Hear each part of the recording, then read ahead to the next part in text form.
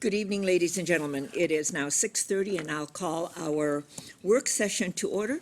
Our work sessions are informal, and I'm going to go around the table and have us all introduce ourselves because we have some guests in the room this evening. Elizabeth Couts, Mayor of Burnsville. Suzanne Wynn, City Council. Dan Keeley, City Council. Heather Johnston, City Manager. Dana Hardy, Director of Administrative Services. Deb Garris, City Planner. Jenny Faulkner, Community Development Director. Steve Albrecht, Public Works Director. Bill Coughlin, City Council. Mary Sherry, City Council. Michelle Collins, City Clerk. Thank you. Jody Settersten Foyer, General Manager, Burnsville Center. Skip Meadhouse, Economic Development. Melanie Wilson, Manager, Membership Suites. Patricia Nauman, Executive Director of Metro Cities. David Kuchar, local resident. Garrett Beck, Parks, Recreation, and Facilities Director. Okay, welcome, everyone. We'll go to the first item, and that is the Kutcher Solar discussion. Ms. Garros, Mr. Kutcher, you want to come to the table? Please, thank you. So we've got a lot of information, Mr. Kutcher. When you came before us, we didn't have the information that for your project. Now we have a lot of information about your project and all of the emails that have been going back and forth between you and our staff. Ms. Garros. Thank you, Mayor, Madam Mayor, council members. Mr. Kutcher came to the city council meeting on September 20th, spoke to council about an issue related to solar panel installation on his home and garage at the property located at 1400 149th Street West. He was directed to come back to work session, and he provided additional information which was provided to council with the background reports. The entire time that we have been working on this project, which began in May of 2016, staff has primarily worked with the contractor as opposed to the homeowner, Mr. Kutcher. So the majority of the information that you have in your packets is correspondence back and forth between staff and the contractor. The applicant lives at a corner lot. It's shown on the screen. It's zoned R1 single family and has R1 single family across the street on both sides. Oops. There we go, sorry about that. The aerial photo here shows that they do have a hip roof design, and the initial building permit application came in May.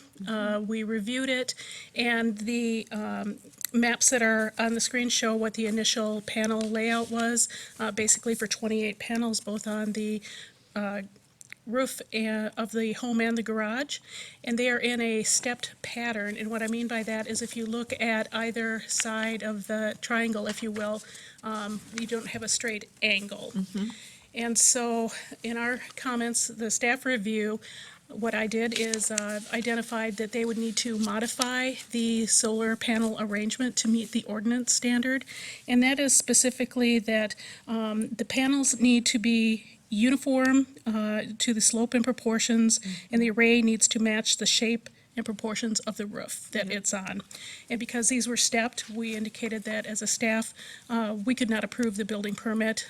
When the solar ordinance was adopted, the Planning Commission and Council anticipated that there may be some different types of applications, and the way to deal with that is through a conditional use permit application, which is spelled out right in the ordinance.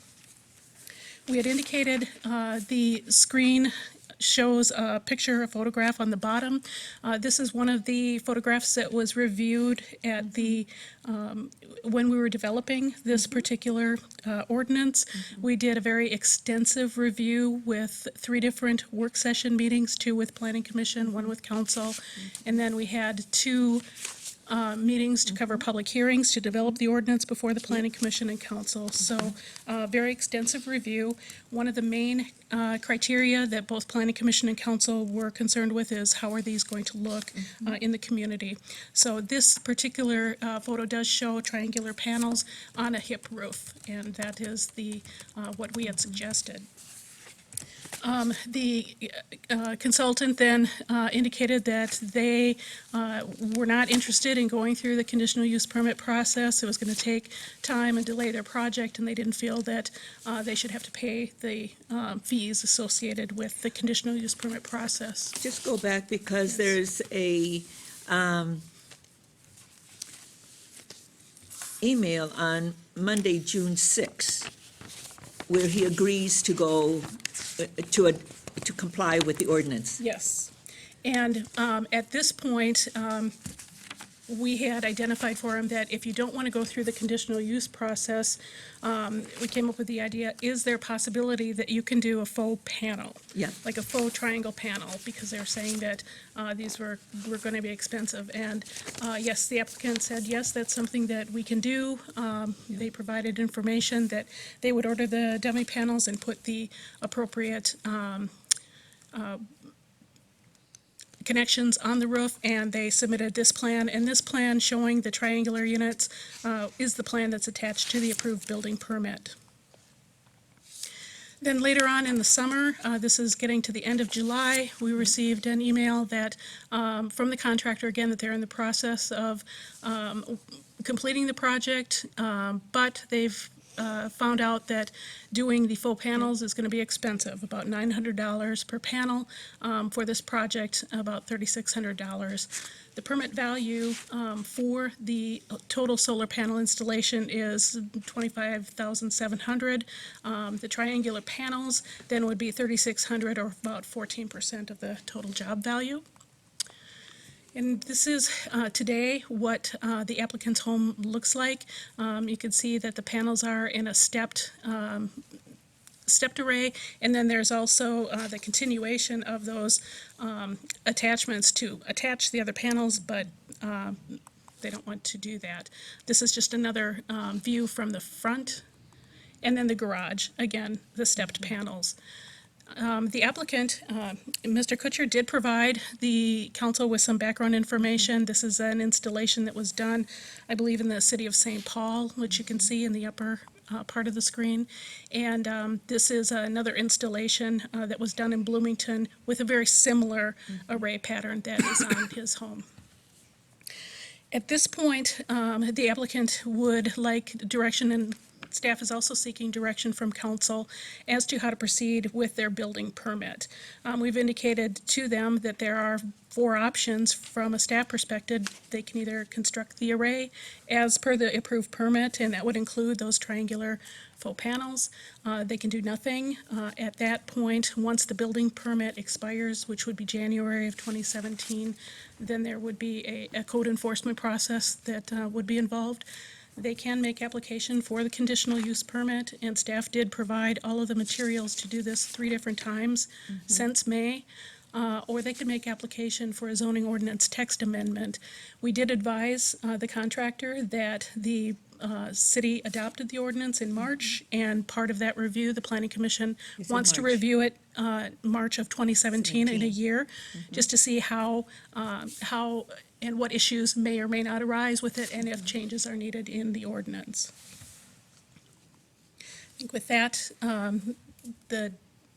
we are requesting from staff and for the applicant direction from the city council. Ms. Garros, we've had other installations of solar panels in the city, have we not? Yes, we have. And they have all complied with the ordinance that we have in place. Yes, we have. Although I don't believe we have, since this ordinance was adopted, another hip roof Okay. situation. But all of the installations have met the shape and proportions of the roof for which they've been installed. Okay. Members of the council, your questions or comments? Ms. Garros, you mentioned all the groups that went into working on this ordinance. About how many hours do you think were spent? By staff and by planning commission and even by council? I mean, I think you'd have to estimate, the offline work by council and planning commission, but you have online, hours too, but certainly no staff hours. For just staff, conservatively speaking, for the 6 meetings that we had and the amount of work that went into research and development of the ordinance, we have approximately 67 hours. And that does not include the time, as you say, for Staff. review of, correct, city That's for council, staff. planning commission. I have a follow-up question. Councilmember Sher. I recall in all the discussions and also in the way the planning commission looked at this, the various roof lines were addressed. That is correct, yes. And so this is something that was not thought of ahead of time. The, actually, it was thought of, I mean, and, yeah, that's what I mean. I mean, you thought of it, and so you had a solution for this, which was the faux panel. actually, it was for, triangular panels, which Right. were available. The faux panel idea came in as a way to save the applicant, the time and money Okay. of going through the conditional use permit, and we asked them, would something like this be possible? Could you have this done? And they said yes, and submitted the building permit for that. To that point, though, you were, I think that a lot of the work you did was recognizing that both the planning commission and the council had concerns over appearance. Yes, aesthetics were one of the primary concerns, and where we spent the So most amount of you time on did the your ordinance homework. development. Yeah, thank you. Any, Ken? When we did all the research to put this ordinance together, were we aware of the availability or lack thereof of triangular slate panels in the solar industry? No, we had pulled the information from, we looked at national, industry. international, and state guidelines, and those panels were shown. Many communities had used the triangular panels, so And what that's has what we happened included. since we've passed this ordinance and Mr. Kuchar has invested in this particular project? We've not further investigated that at a staff level. We intend to do that for the planning commission review. In this application, though, we have the contractor that submitted information that they can get these panels. They're about $900 a piece. They don't want to pay for it and didn't want to pay for the They can the get solar application. panels that are made in a triangular or just a aluminum triangular shaped box that is Said- empty? They said from a solar installer. So yes, they are still available? Yes. Okay, Those panels, the faux panels, would not operate, as I understand it. right, they're just for appearance. But it would be the same materials as what he had indicated for staff. Mr. Can I Kuchar? interject? Well, what I was told, I mean, this is kind of, I apologize, and I appreciate everybody taking the time out just to review this. I'm very Because thankful. your Thank you. contractor has had a lot of discussion with our Yeah, there's been a lot staff. of discussion, so I've been following up on it and kind of doing some of my own research now, and I know that this is a concern for everyone. I mean, for everywhere. We want aesthetically pleasing roof lines. We want alternative energy. We want that, and that's coming. There's talk of products coming out at the end of this month that'll be integrated shingles that'll be different with Powerwall systems. But the only thing that the conundrum that I'm facing is, being a resident for over 15 years, I've spent my time, going through the recession and seeing what was going on and coming out of that and investing back into my community in this property that was foreclosed upon. And wanting to make a difference and wanting to make it vibrant and show that, we are a progressive city. But at the same time, too, I want to comply. And, it never was my intention to take anybody's time or to cause an issue. It was to make things better. But what I was told was, and definitely, Deb has been very helpful. Everybody has been very, very helpful about this. There was a discussion where there was an estimate sent in from a door company in Plymouth to make maybe a replicated module, which is similar to what we call a panel, triangularly, to cover that faux piece to make it more aesthetically pleasing to the roof line. But my only concern is, definitely there's the cost there, which it's non-functional, and I'm already investing, a lot of savings into just paying for this up front from, all the years that I've worked. So it's very, very, very expensive for me to do that. But I also want to comply at the same time as well, but I don't know if it would be roof rated. What if there's a heavy storm and it comes off? There's things that these products are roof rated. Shingles are roof rated. Inspectors can pass on those, and I'm willing to put up a faux piece, but if it's not roof rated, and I've done a lot of research looking to see if we can find that. And what happened is all the research that was done, it was great when this ordinance passed, and I kind of did some research and seeing it that in the marketplace, there was wholesale providers by a Japanese manufacturer called Sharp that was producing triangular modules. They thus have discontinued that because they found that, after that winter season, the new year, the cost kind of outweighed the benefit. They weren't selling enough. They weren't manufacturing. So they're looking at making smaller inverters because they have to make smaller modules to connect to the bigger inverters. So it just it wasn't very fiscal for them. So they canceled it out. They discontinued it. And then I invested into solar in the spring here, and the ordinance had just passed. So I kind of bad timing, I guess, for myself. But what I want to do is I'm hoping that maybe we can just, like other panels, like the one in Bloomington, just cut the rails and have that aesthetically looking roof line similar to any other roof in the city. And then when it becomes available, I can reinvest into doing whatever it needs to be, because I want to comply. I don't know how. There's not a lot of options out there for me to do that. I don't want to put up pieces of wood spray painted or glass or, things that aren't going to look right or, so I'm kind of stuck. Okay. Jenny? Well, I guess the only thing I could say is it seems to me that there are options and they're up there. And so we do have a process in the ordinance that Deb said, the conditional use permit. So I think Mr. Kuchar feels like he has no options to solve the problem, he always has the option here of a Yep. conditional use permit and going Yep. through our process. That certainly is an option. If those panels are no longer available today, as they were this summer, that remains probably your only viable option to comply. Yeah, and that was my next question, is that, that was brought upon me and bringing up, after talking with Deb, that, it wasn't guaranteed. I'm investing more money into a $750 non-refundable application fee, and then there was a $5,000 escrow balance. I'm already spending $25,000 after purchasing the property and then investing into the solar. It's a lot of money for the, cost involved for something that's non-functional.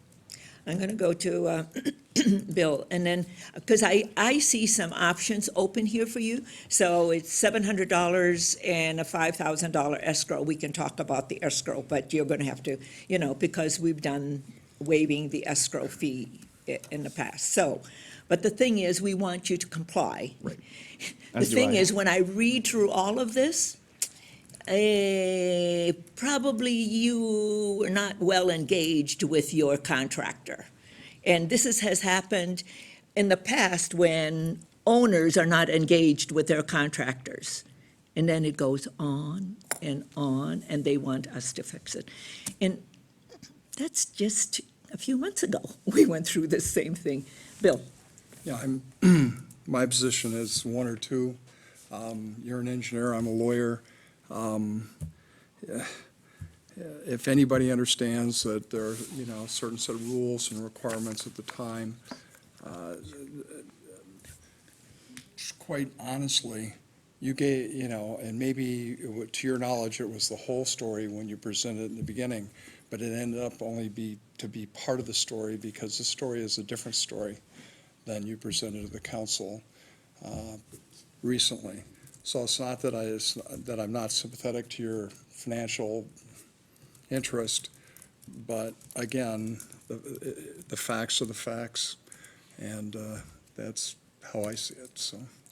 I really appreciate that you're investing in the community and that you live here and you're doing all of these things and you want to, because we like energy efficiency, and that's why we adopted an ordinance for solar panel, and also we're one of the communities that is investing in solar community gardens. Right. So it's not that we're not forward-looking in this whole energy efficient arena. We are. And we're walking through all of these things very carefully. And I realize I'm pioneering this, for the fact that nobody else no other resident right now with a similar roof style as mine, they're going to run into the same issue. They cannot. We're zoned out for solar in Burnsville right now because of this. So, being that the case, anybody that wants to come in is going to have the same issue. Any other contractor is going to have the same issue. and they're gonna all have to pay the $700, $5,000. I mean, we're gonna have to pay extra money to make it look aesthetically pleasing when, I mean, no other city has that. When I realize we're stuck in that, and Yeah, it was. we may not in Minnesota, but I've done some research also. You go to the west, it's there. Right. It's there. Jenny? Mayor, members of the council, you know this, but Mr. Kuchar, the way our zoning and our process works is things are permitted, which would allow staff and Deb to do that, as prescribed in the ordinance to expedite certain processes. Those that warrant special consideration, further discussion, it's not that they're necessarily not allowed, but that's what the conditional use permit is for. So that's a way to allow those with unique circumstances to be reviewed. That's a way for you to make your case if these are no longer available, it's not practical, and for you to be heard to get what you want if you don't necessarily fit the mold.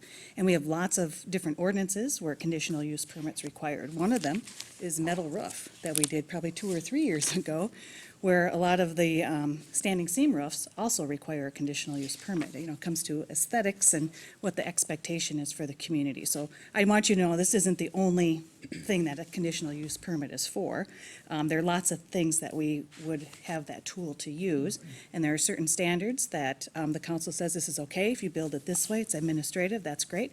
And for those other things that are areas of concern or question, those need more vetting, and here's the process to do that. And there are some that are outright not allowed as well, but that's not the only, you're not the only one who's been affected by this, and so I just wanted you to know that. And my only concern is if I knew this up front, I wouldn't be delayed by 6 months, and I probably wouldn't have done this until this ordinance was reviewed again in March of 2017 because of the additional costs, time, snow's coming upon us, you know, extra stress and time and energy and resources that I'm already paying for, but now I'm taking my own personal time, you know, to kind of go after getting this figured out for myself and for the community and for the homes in Burnsville. So I completely agree, and I understand that that's why that cup was put in place, and I'm definitely in favor of meeting the ordinance in any way I can. My only request is, you know, I'm investing so much So- money. Can we make it somewhat a little bit more economical for me?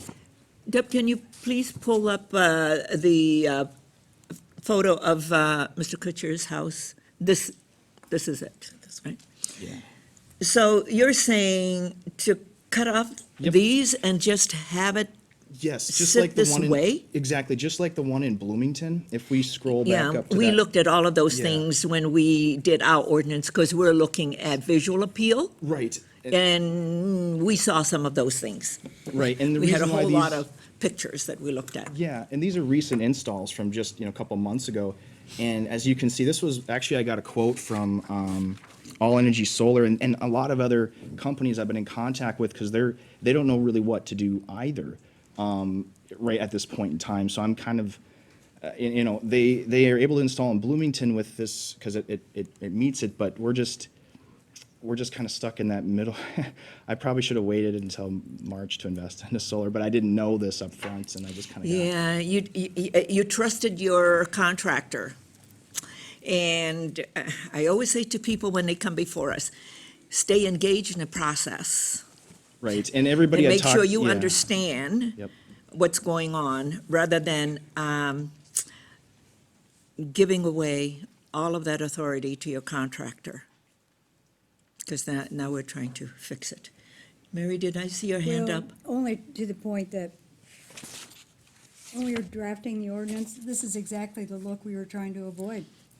Right, and I completely agree with you. I think, you know, I want it to look, appealing. It shouldn't take away, and it's kind of like when we had big CRT monitors. Now we have these nice flat screens. It's coming. I'm telling you guys, by the end of this month, I mean, they're going to be making announcements on different products in the industry. Yeah, yeah. And I know that when this gets reviews in March, it'll be better. But I want to comply now, and if there's a way, maybe I can get some, you know, I can cut the rails, and then we can, you know, get it temporary, you know, I can get it turned on, start producing energy. It'll provide energy to homes in Burnsville.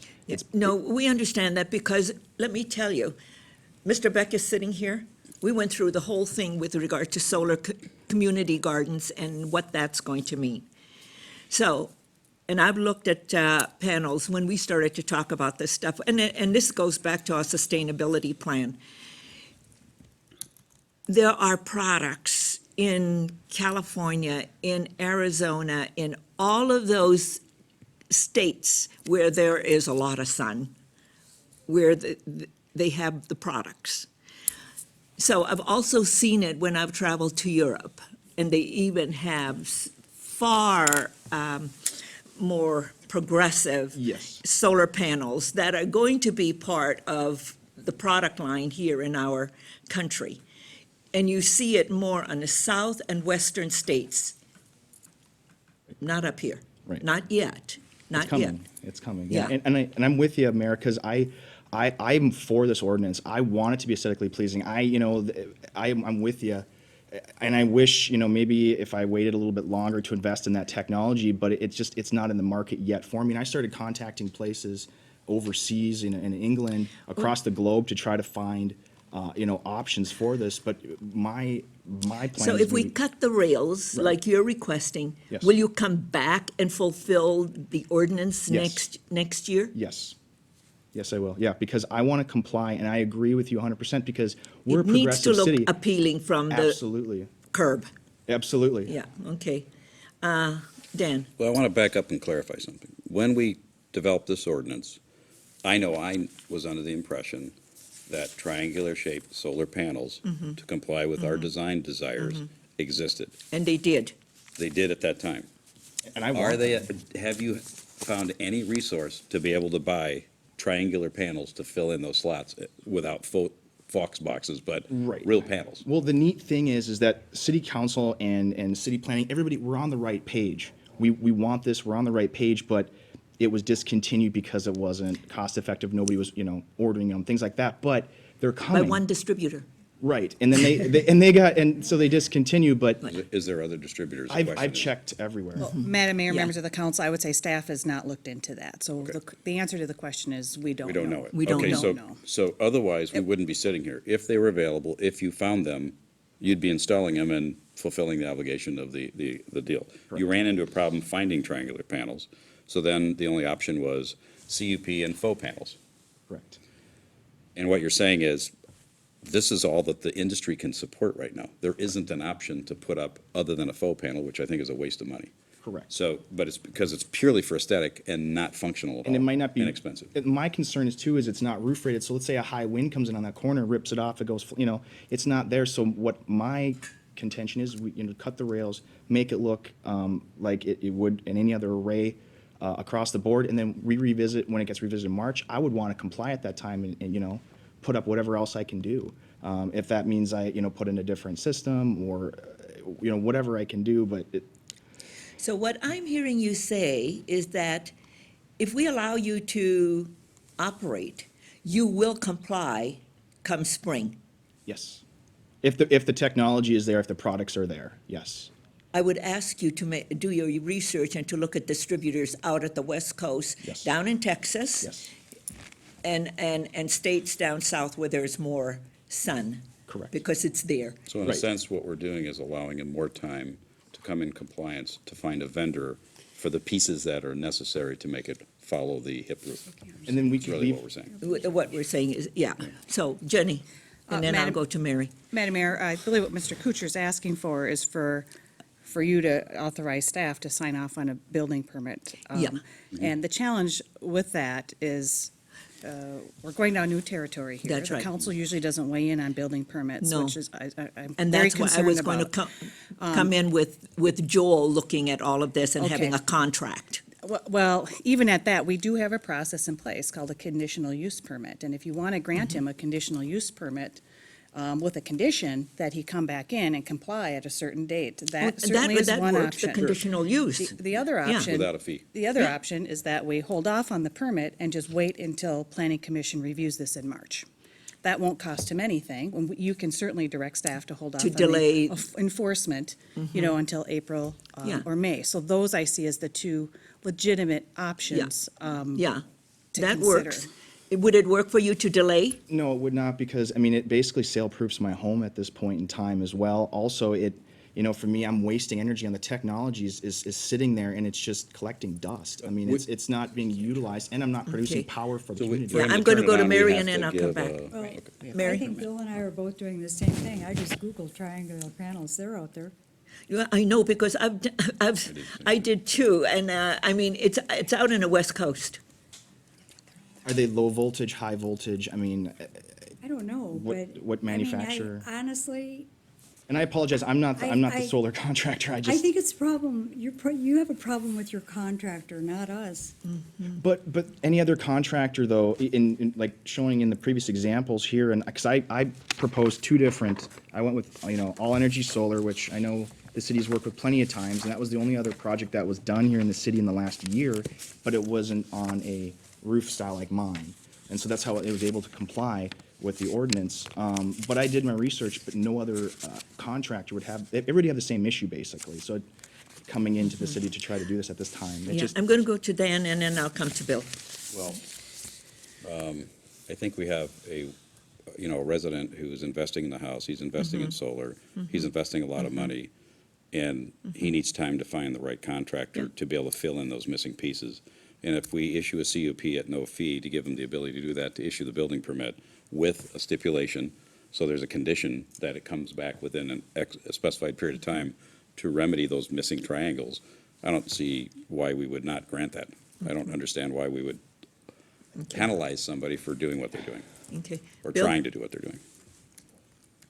I'll think about that, but I just want to point out that my takeaway is you researched the triangular panels and cost factored the Japanese No. firm.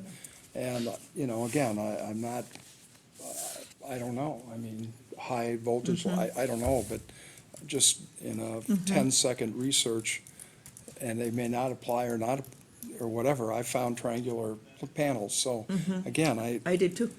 and that's out of the UK, is that the company that you're looking at right now? Pardon? Is that the company out of the UK? Nope. No? But I'm just telling you, I'm a little, just a little troubled that I'm a person that never just likes to get half the story of what the equity argument. I like the whole story, because Dan flat out asked you whether or not they're not available in the marketplace, and you said, no, they're not.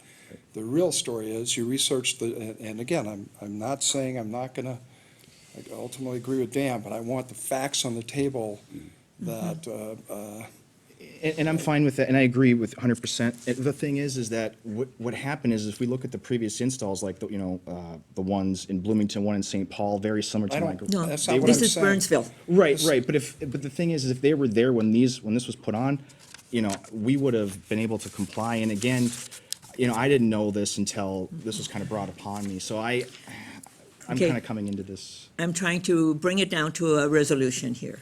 So, apply for a CUP, but I can't, we've got a lot of staff time into this. So a CUP is $700. You know, Well, I still think there has to be some charge. Yes. The CUP fee without an escrow would be all right, but Yeah. we're blazing new trails here. Yeah. I mean, he's No, actually I helping us understand, but- blaze new trails, so we're all gonna learn a little bit from this. And there's some research on staff that needs to happen to update what's going Yeah. on. He needs to find a vendor who There's a- can provide those triangular shaped panels. I think he, No. and his end goal is to meet the ordinance. Yeah. So we need to facilitate And a way that's to do where that I'm going to. that's I'm just respecting the looking investment at that the he's made. the fee Right. with a CUP. Jenny? Madam Mayor, what we can do and what we have done, because the escrow is something that staff time is Yeah. charged to and then refunded what's Yeah. left. So certainly, there will Yeah. be some staff costs to review Yeah. this, and we That's can what I'm getting accept at. a smaller amount like we have on other projects. You know, I would say in the $1,000 range, $1,500 range. Yes, we had offered that, that we could reduce the Yeah, escrow to to Mr. Nygaard. $1,000. No, to Mr. Kuchar. Okay, So $1,000 is what we had offered in the past, and we stay comfortable with that, a CUP application and with the $750 and the $1,000 escrow. And that's where I that's where I didn't know that up front when I started this project, and all the other solar contractors now would have to do that as well. Yeah. So that's where I just, you know, for me, that's where my solar contractor basically says, well, you know, Mr. Kuchar, passing it I down think to me. we're getting down to giving you what you want, okay? So let's move in this direction, okay? And I understand that you've had a conversation with our staff and you agreed on the CUP with the reduction in the escrow charge as well. Are we staying with the 700? Madam Mayor, yes, that's the Yeah. fee we collect from everybody, So but I wouldn't know 700 that, I would, And 1,000 rather than 5? correct, but I don't know that he necessarily agreed to it, but we offered that to him as a way to help remedy this problem.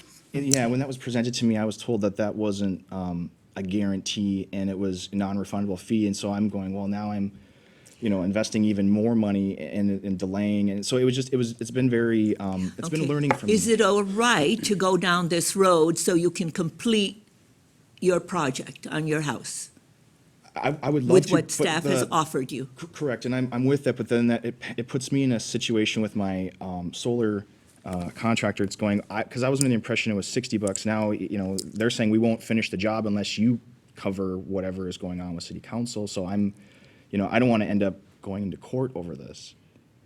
Okay, say that again. Your contractor is what? Well, Well, he's the one who's made all the mistakes for you. He should eat it. That's why I'm- Excuse me. sorry, Mayor. That's why Because I'm the thing that's why is, I'm it's here his- today. That's why I'm here today on my own accord. Yeah. But that's why I'm here. I It's a didn't mean cost this. that he should absorb. I wish.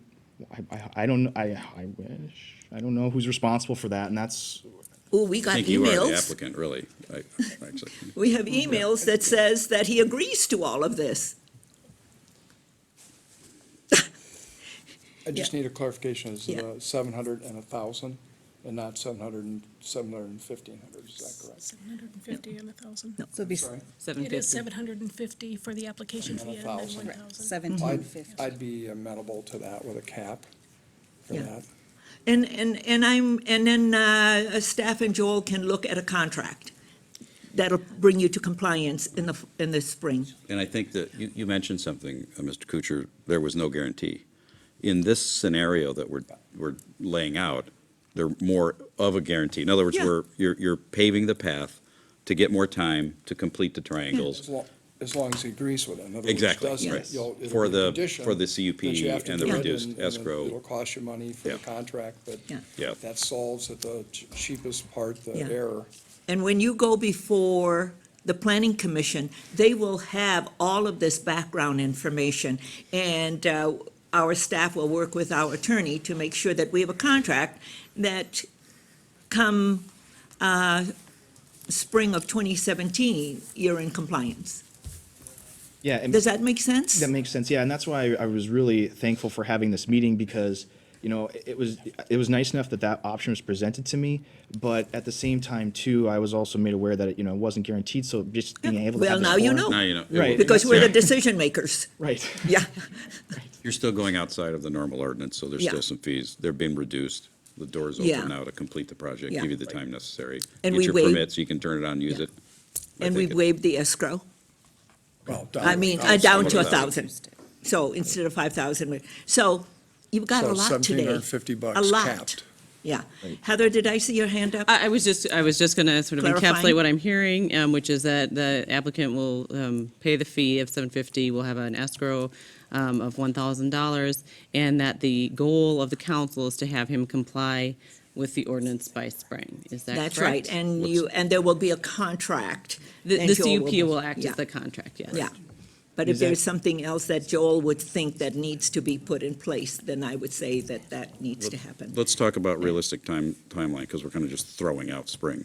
I don't want to set a date that is not feasible for you to hit. If we're going to take it up through planning commission in March, when are we going to have a little clearer path in our own ordinance for anybody else Yeah. coming through, as Well, well Mr. as him Kuch- as he's going through this? Yeah. I So mean, when, his is pretty clear. It's come up with some triangular panels, right? yeah, when do you? But what happens if we Yeah, can't? well, I think that's what Mr. Kuchar and staff will work on Well, that's what in we see, terms and I of saw that too, but we don't when know the that, technology. that date of delivery is going to be. Yeah, I just. It's the delivery date of compliance. Right. Okay. But And you'll that's- work with our staff. I don't want to set him up to fail, that's my No, point. I want and to give that's him adequate why- time to do it right, get it done right, be in compliance without, Yeah, but that's Problem. what he needs to work out with our staff and okay. our attorney. Okay, is it clear? Yeah. Are you clear, Mr. Kuchar? Yeah, that makes sense. I appreciate your Okay. guys' help. I mean, would it also, makes sense to where, I mean, based on that, the technology is available at the time, so I can comply, right? So, I mean, Work with our staff. right, exactly, yeah, and that's what I think is great, because Burnsville is progressive, and, you know, it's only gonna get better. Yeah, It's only it gonna get is. better. And we thank you that you're trying to make things better for you. Suzanne, did you have your hand? No. Okay. All right. Is staff clear with the We're clear, thank you, direction? Madam And is Mr. Kuchar clear with the direction? Yeah, I definitely am. The only other thing too is, like you said, is that, so that the permit cost, we're feeling should be more on the contractor's side. That's of- between you and the contractor. You should have that conversation with your contractor. what I tried doing, and that's why I'm here Mr. Kuchar, today. you have a lot of stuff here Right. that you can hold him accountable for. Okay. We have no authority to dictate Yeah, who gets this that, is who has to your, pay that. your negotiation with your contractor. And if we have all of this, you can bring all of this to him. He is accountable for that. Okay. I definitely appreciate you guys helping Yeah. me. Jenny? Madam Mayor, I just want to make sure everyone's aware, the CUP process generally is 60 days. I mean, we can shorten that a little bit, but Sure. we're talking maybe towards the end of the year, scheduling, Well, I maybe think- January. yeah. Just want you to know that. So that should be part of your decision-making. You always have the choice to still put up those full panels Yeah. while your permit's valid. And Jenny and Deb, if you all just work out all of those We will. details with Mr. Kuchar, and then, you know, he knows it has to go through planning commission, it comes back to us, but you started the process here. Right, and that, yeah, it's, I And mean, now- yeah, so I mean, would it, I don't know if any other full panels would comply, you know, with the roof inspection. We're not talking that now, we're Right. just talking to get you, let's not Madam Mayor, muddy I'd the suggest water. that we have some additional conversations with the applicant and Yeah. have those conversations offline. Yeah, that's what I'm getting at. Let's move it along. Got it. Okay, Thank you. Dan, did you? Well, to Jenny's point, and I understand what Heather is saying, but the CUP timeline and when the snow flies, when, I don't know. I don't know, I think When can the that's- solar be turned on before? Well, that's it stuff freezes that or Mr. whatever? Kuchar and his contractor, Go Green, have to work out. And this time, you be in the meetings with Jay Nygaard and our staff. Jenny, just to clarify, are you saying it could take till January before he gets his permit to turn them on? Not, Yes, once the yes. CUP is approved with the conditions that are satisfactory to Through the planning commission and and you. through- Yeah. right. Correct. So is that gonna? That's the thing, I That's don't know, our I mean, process. it's, you know, it's ice, it's freezing, there's snow, I mean, is there any way that we could, actually, you know what? You work those things out. Those details need not to be taking up time here. We have a staff that really knows how to handle all of that stuff with you. The bottom And line you- is, we need to fast-track this, because we're Well- dealing with a weather issue. Yeah. That is a genuine concern of the applicant, and I don't want to discard that like it means No. nothing. No, but the thing Okay? is. It does. Yeah, it does It's going to mean a affect lo- the project, so let's give it a little bit of a serious attention that, okay, we can't drag this out until January under normal circumstances. We do need to respect the fact, there's a weather factor here, there's ice and freezing Yeah. that could affect the project. So let's help it along. Yeah, and I think we have done that in the past, and I trust staff that we have taken projects. It's just that it says 60 days, but we've brought things and fast-tracked it. Yes, we Yeah, have. and I just want to be Oh, clear. please, I can nutmeg. Fast track, I mean, it's not going to be less than 30 days. Yeah, Fast because- track is getting it to planning commission and to you Yeah. all, probably 35 to 45 Yeah. days, depending Yeah. on meeting schedules. And that's so, But, and if. Better. yeah, and what. Well, 60 is the Probably do. standard, but usually Yeah. 2 weeks is what we can fast track something that's not as complicated. And the thing is, we need to manage expectations, so as things come out, that's the reason why we say 60 days, and Yeah, you see. I know. But the thing is, our staff has done a wonderful job of moving these things along. And most of the Nutmeg. background work's already done, so, other than, We need an application and a Yeah. fee. So Oh, if he's yeah, going that's to right. talk to his contractor. So it's up the to onus him. is on him to submit. Yeah, put the application in tomorrow morning. yeah. Exactly. Suzanne? Well, I was just going to say, I completely agree. I mean, we want to get things moving along as quickly as possible, but it does take a lot of staff time, and there's a process we need to go through. And given, I mean, the date, it is what Yeah. it is, and I'm sure staff will And it goes- expedite it as quickly as possible. yeah, And you need to file the application and sit down with staff and get all of that stuff done so it can move through our process, because we need to be open and transparent to the public. Right, and I mean, and that was the one thing too, is, I mean, so any other person that would want solar would have to do this until it gets revisited in March. But at the same time too, I didn't know this up front, so I just appreciate everybody taking the time to at least look at this. And I hope it'll pave the way for other homeowners in the community and make a difference, and I appreciate you guys' help. Yeah, you're very welcome. Thank So, good luck. Thank you. Our staff will help you through. You've already experienced Deb working very well with you and being very informative. And Jenny is also saying that they'll sit down and talk with you about all of this. So, thank you for coming in and good luck. Okay, thank you. We look forward to seeing you when you come before us to get the okay. Thank you. Yeah, all right, thank you. The next item is the comprehensive plan quarterly update. Jenny and Garrett, you're up. Okay, thank you, Madam Mayor, members of the council.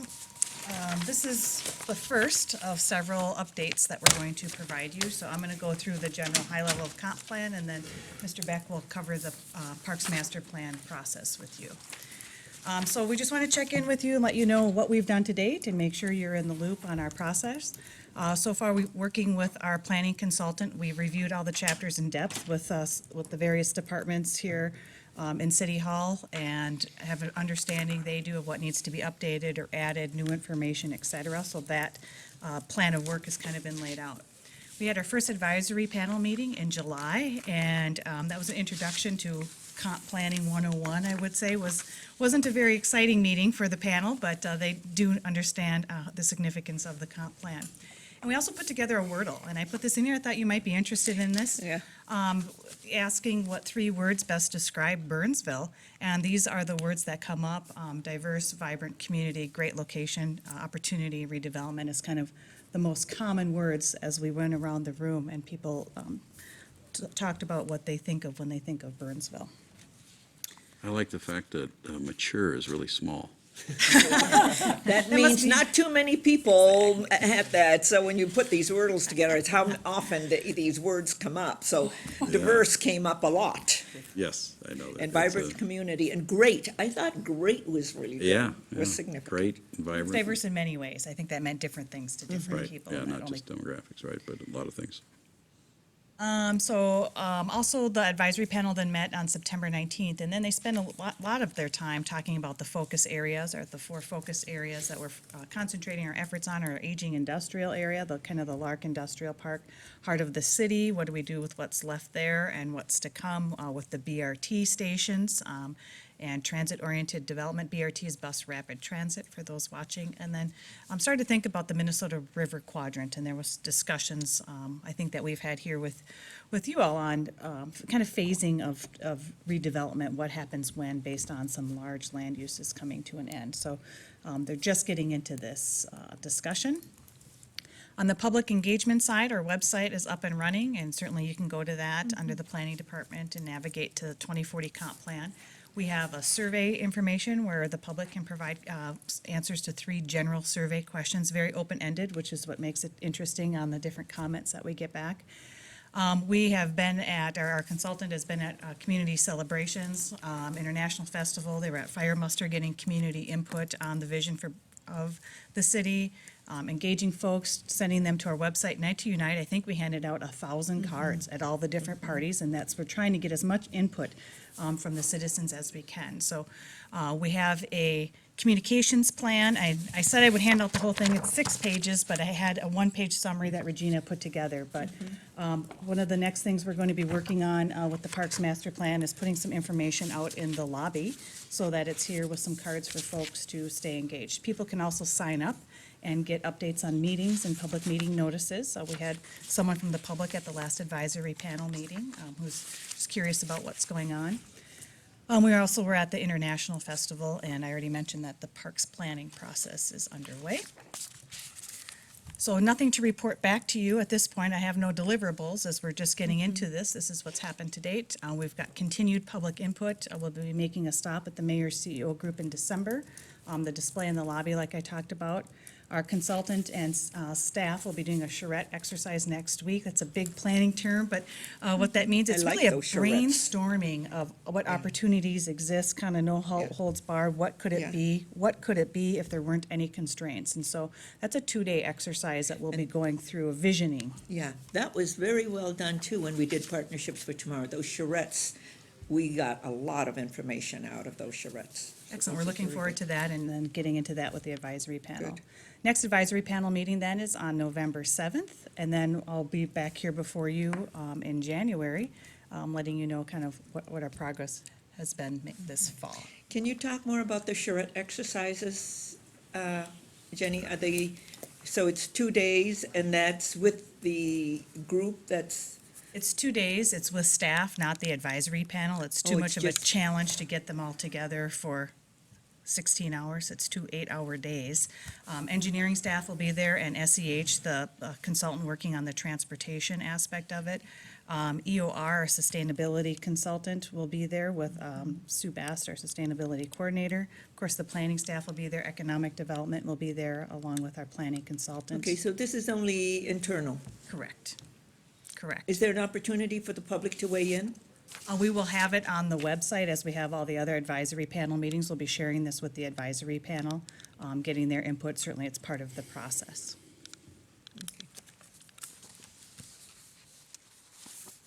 Any other questions on the general comp plan? If not, I'll turn it over to Garrett. You want me to pull up your presentation?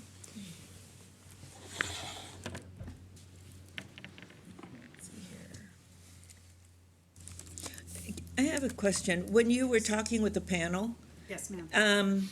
Jenny, what did they say about being excluded on the charrette side of things? I think we told them what it was and that we would report back to them, but there was no discussion Okay. necessarily about it. Okay. Did they understand that whole process and what it is? We didn't get into that level of detail with them. Okay, So, okay. I'd be interested in finding out. okay. Okay, thank you. Are you addressing an inclusiveness concern? Yeah, I am, because we did all of that, and they had a lot of input. The public had a lot of input. So, We need to talk about changing the process? well, we didn't have a website back then that was robust. True. Different tools today. to be Different able to tools do the today, and. Same kind of thing. But so I'm trying to understand how the tools and everything else, and I hope that as we continue with this process, and if we need to have more engagement, personal engagement, that we're open to that, because it's very valuable. Agreed. Heather? Madam Mayor, and we are very open to that. I think, as Jenny has reported to you before, we've had surveys, and we've been soliciting input via the surveys as well as through the advisory panel itself, and we expanded the advisory panel as well. So we certainly, our intention is to be very comprehensive in the input that we get, Yeah. so. Madam Mayor, Comprehensive and inclusive. yes, at the last advisory panel meeting, we spent a significant amount of time talking about the 4 focus areas. Now, there weren't drawings put up on the wall, but we did talk about what could this be in the future. It was a verbal discussion with the advisory panel. So I'm guessing when we come back to them with the charrette, it will be what they think it could be in a visionary sense, or maybe something's missing. So there certainly will be follow-up, and we are willing to do more, of course, and be all Yeah, inclusive. because I've heard from some of the people who were in the, who are part of the panel. I mean, our superintendent said to Heather and me that he really appreciated and learned a great deal and liked the process. And then I saw Jeff LaFever, and I mean, the people who are part of the panel have spoken to me about the process. And I remember going through all of this with Partnerships for Tomorrow. The more inclusive we are, the more support we have from the community on the things that we are thinking about and the direction. So they are part of that forward thinking, and it's not given to them. They're a part of it. Exactly, Yeah. that's the intent. Right. And when they own it, they'll stand and support it. Advocate on Yeah. behalf of it, right? Okay, Park Master Plan, boy, it's been 16 years since you've had one. It has been, yes. Good evening, Madam Mayor and council members. I'm pleased to have the opportunity to update you on the status of our Parks Master Plan project to date. I will be doing that this evening by giving you a very brief overview of our park system. I'll cover the basics of a parks master plan, and I'll then share with you the process that is planned to create our parks master plan and a timeline for creating that project. When we talk about places that people love in their community, parks are often at the top of the list. Parks are a source of civic pride, and they're essential to the economic, environmental, and social health of our communities. In Burnsville, we have 76 parks. They cover 1,750 acres, of which 1/3 of them are developed for active use, and 2/3 of that space is preserved as natural areas. Obviously, it's important to point out that we've transitioned from 2000 to 2016 from a developing park system to a mature park system at this time. The reason a city might choose to do a parks master plan is to help make sure that our parks are cared for properly. An update will determine if over time our park system is keeping pace with the changes in the community, and it'll also help to make sure that our recreation programs are staying relevant and still meeting the needs of our residents. As pointed out, our most recent plan was completed 16 years ago in 2000, and the components of the Parks Master Plan in 2016 will include an update of our current data and the inventory and any changes that have taken place since 2000.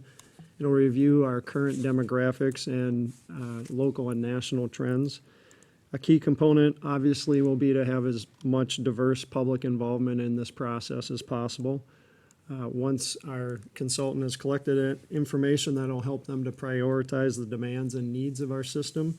It'll help them to assess the current recreation programs and services we provide, and it'll also include a benchmark comparison of Burnsville with similar communities both in the state and nationwide.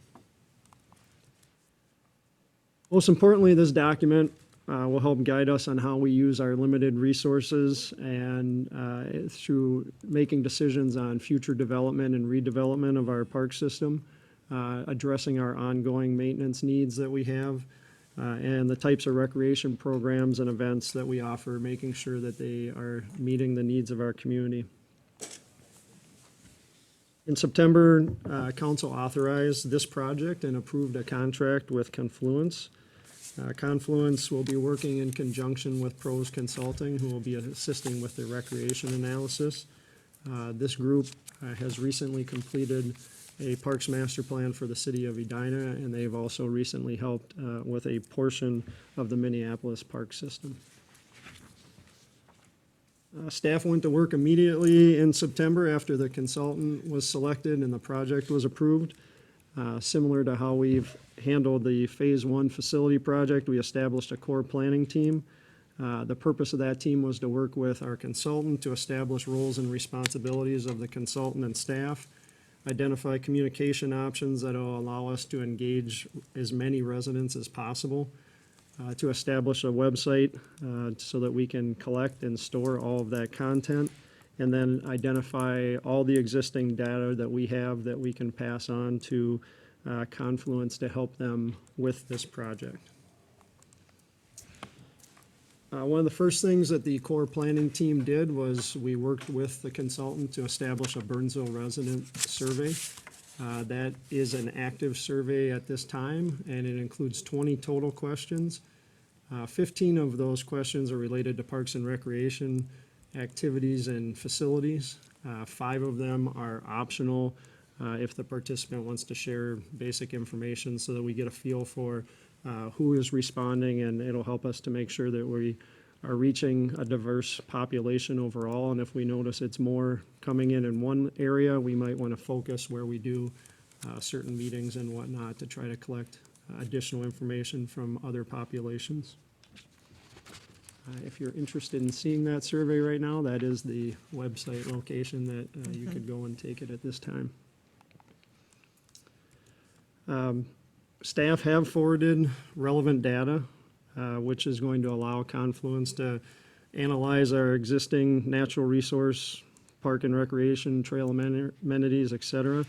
As they review this information, they'll also consider other independent facilities and recreation opportunities that exist both within our community and our surrounding communities. And that's simply to understand that our residents have options. They may not have all the options they're looking for right in our community, but they can find them in nearby communities and whatnot.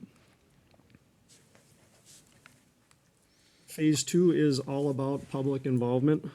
Some of this work has already been done. As mentioned, we have the online survey up and running at this time.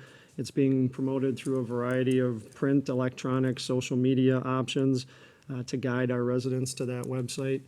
Jenny mentioned that we're going to be setting up something here in City Hall as people come in to try to engage them in that way. Confluence is like they were for the comp plan. They've been at the fire muster, they've been at the fire open house, and will continue to attend city events where it's relevant. They will also be hosting a variety of public forums and user group meetings to make sure that our user groups are engaged in one-on-one type meetings that will be about an hour and a half in length and have 15 to 20 people at them at any one time. That's a nice process, because you're getting feedback from those who really benefit. Absolutely. And that's part of those inclusivity that really helps. As noted, getting the feedback from those key partners is a significant part of this process.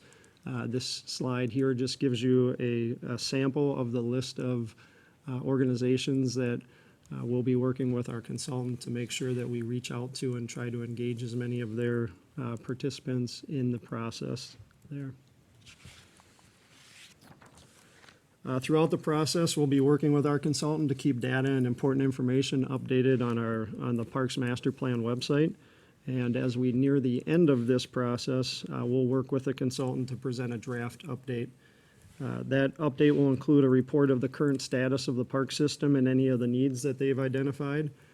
They use 15 key metrics to report the benchmark analysis that was discussed, and that will most likely include 3 peer agencies in Minnesota and 2 from outside the state at the national level. It'll have a report on our service standards, and it'll also include an assessment of how well the Recreation Department is aligning itself with our community needs. As far as a timeline is concerned, we have already, as mentioned, done the kickoff meeting, and staff have been working with our consultant to create the schedule, make sure that they're aware of community events, that they have the information, the background information and all the contact information that they need. It's now, that information's now with our consultant, and they're involved in using that to evaluate our park system, our natural resources, the trails, recreation facilities and whatnot. During this time, they'll also be doing an analysis of our demographics, looking at trends and our population projections. And then you can see over the course of October through February of 2017, we'll be working on the public outreach part, engaging the user groups that were identified earlier, bringing them in for the different workshops and meetings and whatnot to get their feedback.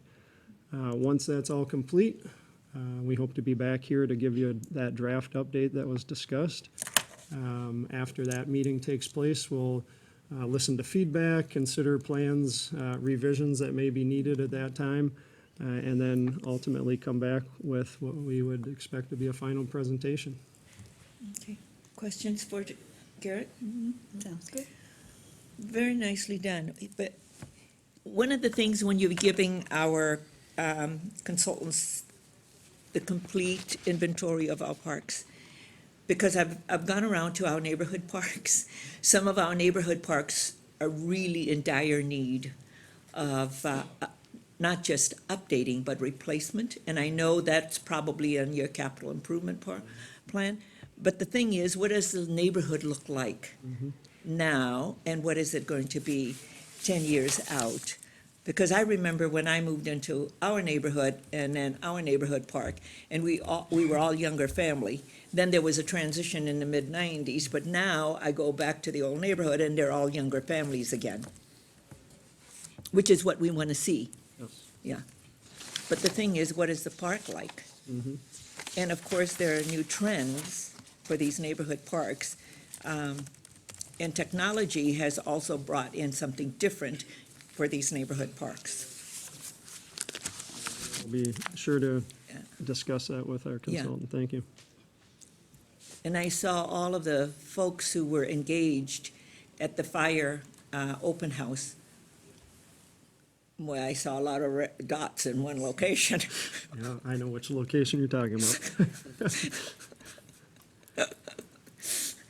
It was the one that was just saturated. Yep. Yeah. Okay, anything else? Nice job. Nicely done. Very nice. Thank you. Okay. And now, Jenny, vehicle storage. We'll just keep rolling here. Yeah. It's your show tonight. Oh, dear. Okay.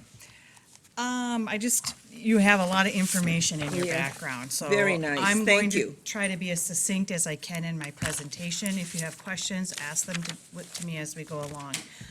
How I have this framed is the two separate questions, so we can probably tackle one at a time, if that I would makes like to tackle them one at a time Okay. because it's a lot of information and complex with each. Correct. So, the first one that we'll talk about is our temporary administrative permit for the auto storage lots. That ordinance was adopted last year. The reason we're here before you tonight is because we had a one-year check-in on that. So, how's it going? So we'll talk about that. And then the other one is, at a previous work session, we were directed to bring back some information on the IUPs for outdoor storage lots. So those are the two issues. They're very much related, but different.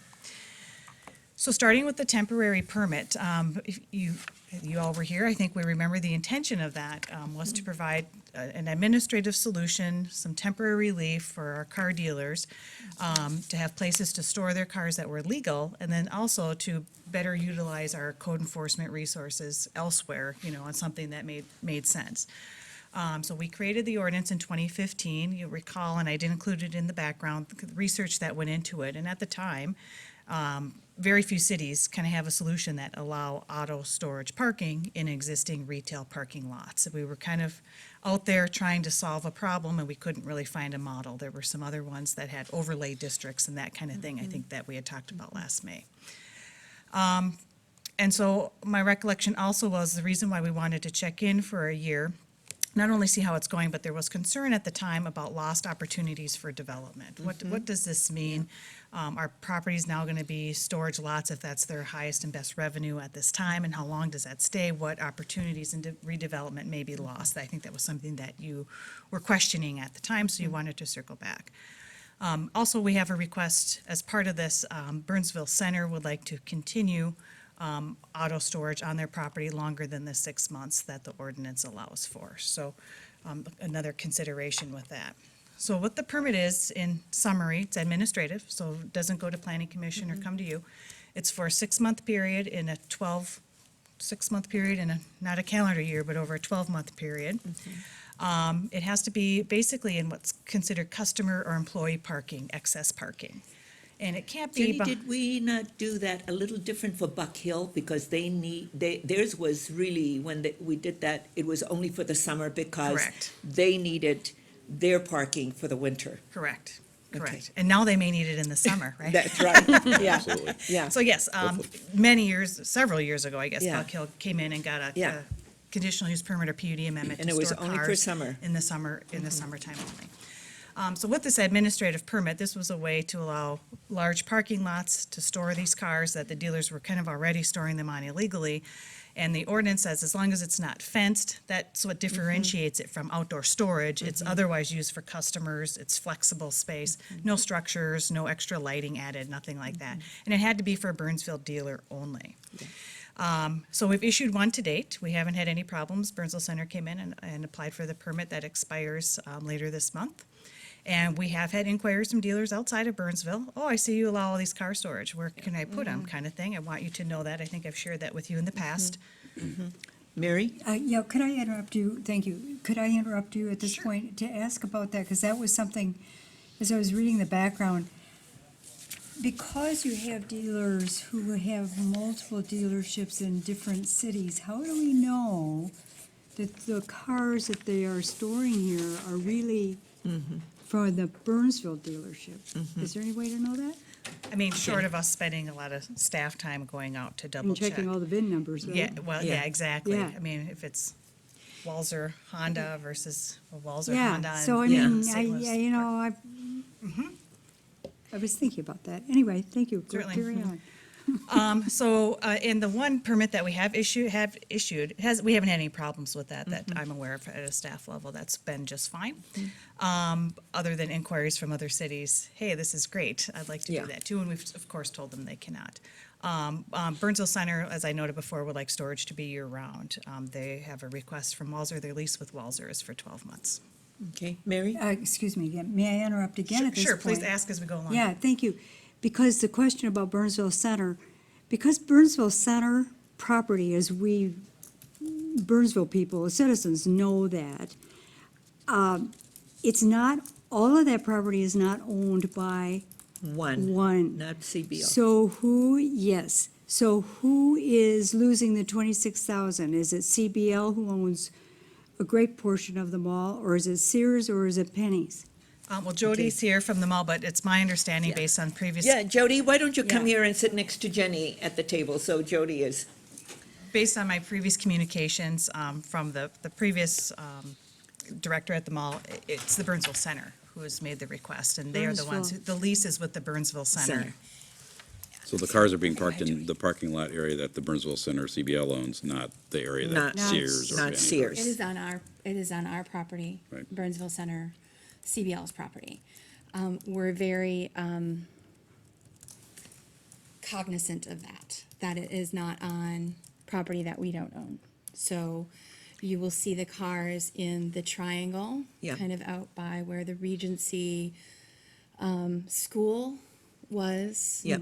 The sign's still in the building.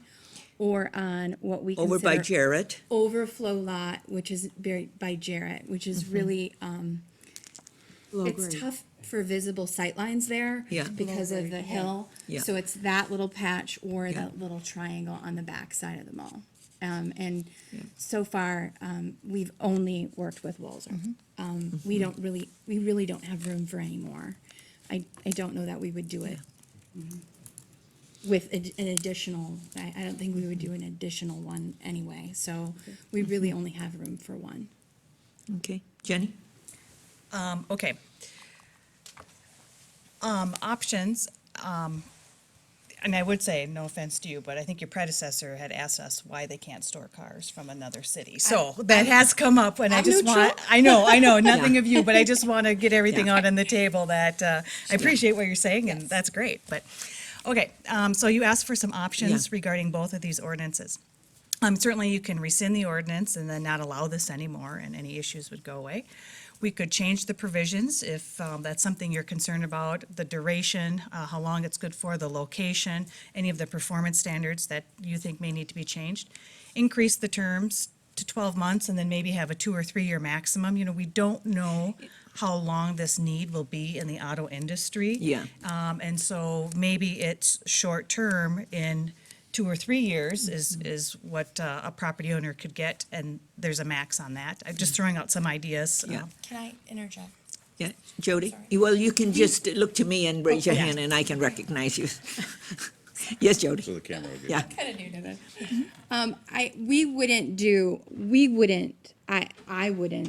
CBL would not approve,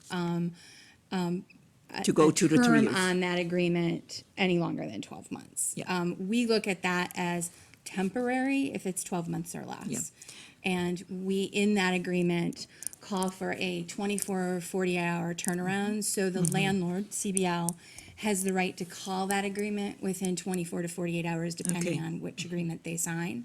The current agreement we have is a 24-hour notice. So if we get a large snowfall, if we get Mm-hmm. a retail operation that is interested in taking Larger parking lot space. space, provided it's permitted, we can turn that pretty quickly and convert that back into whether For your, it's parking. your we need- basic business. Correct. Parking agreement. Delivered. to It's build a basically building. to help us, we have some money flow on this space, basically, that would otherwise sit empty. And Walzer takes advantage of kind of a short-term parking solution with a problem that they don't know how long they're gonna have. So that is kind of how that's kind of how it started to begin with. Yeah. So, and this applies more to just the Burnsville Center parcels. It could be other parcels too. Well, this is the only one that we've looked at other than Buck Hill because those were larger lots. Correct. Because when we get to the IUP, I have problems with the Minnesota River Quadrant. Sure. Other options then is maybe to increase the fee. We put the fee in alignment with our temporary seasonal sales, which is a few Yeah. $100s for a tree sales lot. The cars are there much longer. I'm going to go to Bill. No, I thought, I'll wait. I'm ready to. Okay. We'll could- get there. Let her finish her More presentation. sentences, and I can't see you. We could leave the ordinance as is, and then Jody has an issue on her hands because these cars have to be gone, or Walzer does. Or you can maybe reconsider some of those other options that were talked about back in January. I think one of the questions that I have for Jody is that, we have been talking, and even when you were here before, what is CBL going to do with the mall? Whether you're going to look at upgrading, renovating, and doing something with the mall so that it continues to stay competitive in this region. And we all know what happened to Southdale. And then we also have seen what Rosedale has done and what's the other dale? Ridgedale. Ridgedale. Very nice. I think our mall needs to move in that direction as well. So I want to make sure, and you just mentioned it, and I'm glad to hear that 12 months is all you're looking for and that you can have. But I think then we get to the fee part and what is comfortable for us, because yes, I know our fees are very low because they were for seasonal. The staff have, you do have a We do. recommendation. So our recommendation on this is keeping the ordinance as is and raise the fee to $400 a month. If you so want to go to a 12-month permit, $5,000 may be more reasonable. It's very valuable use for them and for the dealer, and also just a Yeah, couple. you just let the thoughts. dealer pay the fee. Couple thoughts on that. Permanent outdoor storage, it's not consistent with the vision for the retail area. You just talked about that, Madam Mayor. Yep. The Burnsville Center also, if you don't want to extend the permit to a year, could apply for a PUD amendment. What that does is allow you to review it on a case-by-case basis as opposed to making it 12 months for other lots. The ordinance could require the short termination like you have. We did see the lease, it's true. There's a 24, 48-hour removal. We were surprised. I believe this one is 24 hours. Yeah, 24 hours. And so I don't think Jody or CBL would be opposed to that being in an ordinance form. And then our recommendation in the end is that if you support their request to go for a year, they should apply for a PUD amendment, and then any provisions could be put in there that would be appropriate. It's Well, very site the specific. only thing I have with a PUD amendment, because then it runs with the land. And just having, because I really want to push CBL I understand. to make some changes at the mall. And come next year, I'm going to request a meeting with your leadership. Yeah, Mayor, I hope at that time you also engage Sears and Penny's into this, because I've Because, been yeah. following what CPL has been investing in other parts of the country and turning their aging centers into lifestyle-type centers. yeah. And it's going to be extremely difficult for them to do that if they have two partners who really don't want to come to the table. Well, that's what my hope is, that the discussion starts now, and then we have a vision for the future, but we have to, because it's not just Penny's and Sears, it's Macy's as well. That's true. I like And that. so, Yeah. there's a lot of folks here that we have to have this conversation. But yeah, lifestyles, we've been talking about the Lifestyle Center for a long time. But we really need to see the property upgraded. Yeah, Jody? I think with that is, currently, with regards to how much of that property is CBL controls with regards to creating more of a lifestyle look on the front of the property, which is, I think, what you're talking about when you're saying a lifestyle center, having that open air feel, you know, Highway 42 facing businesses with exterior entrances and not necessarily interior mall entrances. We need to control the Sears pad to do that. Yeah, but here's the thing also, let's learn from what happened in Southdale when they had all opened up from, and then nobody went into the mall.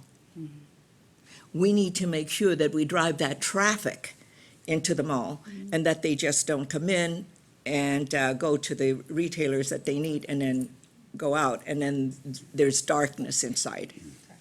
And so let's learn from some of those things. Bill? Well, I'm for 12 months and $5,000, that gives some incentive. You know, we Yeah. get a little for monitoring, and it gives some incentive, you know, it's not then that the mall will always want to do it, or the dealership will always want to do it. Maybe they'll find some other solution, but to me, that's a win-win. Okay. Does that work for everybody? I have a concern over that. We're saying we're gonna go from 400 or annually 800 to $5,000. That's I think that's a little egregious. So $400 per month. Yeah, that's what they paid for 6 months, and we're gonna say, well, if you want a year, it's $5,000 now, as Yeah. opposed to 800 or something more realistic as an increase. I think it's a little bit aggressive. You want to give us your, because I look at it and I'm thinking, okay, it was more for seasonal. Correct. If I could have Skip, our Economic Development Coordinator, he and I talked about this Yeah. at length. What should the fee be? What's reasonable? And so he may have had discussions with you or your predecessor about that. I know, Jody, you're in a tough spot Yeah, on this yeah. one. It's my second week. I know. Thank you, But Madam welcome Mayor. back, Jody. Yeah. As council is well aware, one of the driving factors that we always follow is the market. That's right. And this is a supply and demand issue. That's right. And we have a supply. Yeah. They have a demand. We are one of the few cities that are willing to have that supply. And following a market-driven philosophy, Yeah. $400 a month, $5,000 for the year is extremely reasonable for this type of a supply-demand issue. Yeah. The prior fee was based on someone putting up a tree lot for 5 or 6 weeks. Or a produce stand. Correct. That's what we had over at the Correct. center. We're was the also produce talking, stand. Madam Mayor, those types of applications take up an extremely small amount of space. Yeah. This is 250 to 300 car stalls. Okay. So $400 a month or 5,000 1 year is certainly within a market-driven philosophy. Makes sense to I me. could not have said it any better. That was Yeah, part no, of our it makes discussion. sense, it makes And we sense went when back you and really forth. understand what we're doing here. If we're going to look at a business proposition, that's what this is about. Mary? Well, I'm just gonna echo all that was said, and I think Skip did a tremendous way of summarizing this. I think that we have to take a business-like look at this as well. Yeah. And so I think this is fair enough, and that, I have no problem with turning up the heat a little bit on CPL and on the car dealers to get to, let's move this forward rather than let's just let it sit. So, thanks, Skip, I appreciate what you Yeah. said. Yeah. Suzanne? I agree. I disagree. Okay. I think this is their land, they're monetizing their property that they own, and that we should ask for a reasonable fee, but it should not be a money grab on our part. I have a severe disagreement with that price. Okay. Jody? I think the other thing to be said here is realistically that permit fee is going to be passed on to the dealership.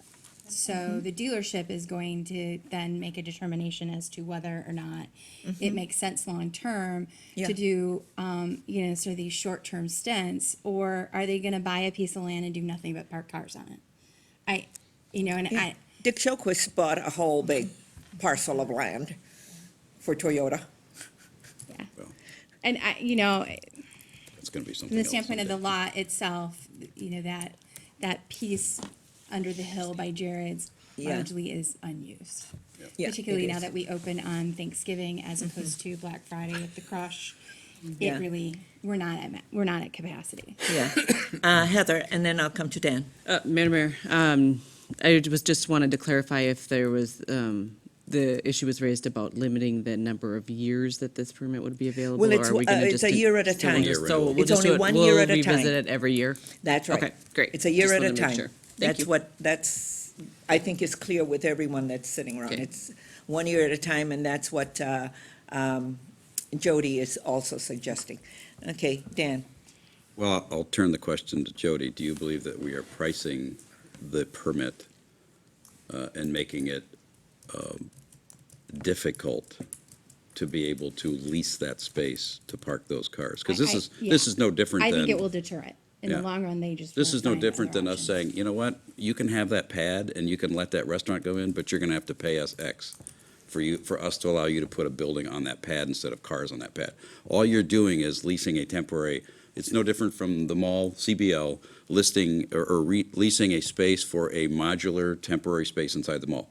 It's their land, it's their property, they're leasing the space, and they're gonna charge what is going to be borne by the market, right? And I get Skip's point. I'm not against supply and demand pricing, but to go from 400 to 5,000 in one jump is basically saying, you know what, we're just gonna price it so expensive that no car dealer's gonna wanna park cars there. So we're in a sense, setting a predatory market rate and interfering with a private business. That's my problem with this, for my other fellow council Bill? members. So Dan, you just said all those words, predatory, whatever. We just had our expert say supply and demand. He thought it was extremely reasonable. So again, those are just words that you threw up, but the facts are that is his opinion. Now, that is your opinion. And if it de-incentivizes Walzer, then so be it. I just heard conversation that there's some desire by this to see that the mall do something to remodel itself and go forward. And again, unless you think Skip's just making it up, that doesn't have any basis, then that's what I heard him say. He said it was quote unquote, extremely reasonable. So it's Well, maybe there's some- $400 a month Maybe there's some plus, market you know, information times that 12. we could learn to help us understand that. Well, Skip just Like, said what was he that based on? researched He it. said Okay, nobody else wait. allowed it. So it's So It's Skip, how priced did you based get at on- $400 right. per month? a lack of availability, basically. I mean- Jody? We do have other properties in the United States that do similar things. Yeah? To my knowledge. Okay. The two I can think of are both in Tennessee. I don't know that there's a city ordinance involved. Like, I don't think they're pulling a permit to park those cars. One is Hamilton Place, which is the home of CBL in Chattanooga, Tennessee, and the other is Cool Springs Galleria, which is in Nashville. It's kind of the top. It's a big kahuna for us in shopping centers. Also do these sort of 12-month deals for auto dealerships. So the thing to is, park cars. you don't have to get a permit from the city to park cars on your property, is what you're saying, In- because in they don't either of have an those locations, ordinance. not to my knowledge, but I can certainly research that Yeah. for you. Because here we have an ordinance. Yeah. And that's the difference. Yeah, Mary?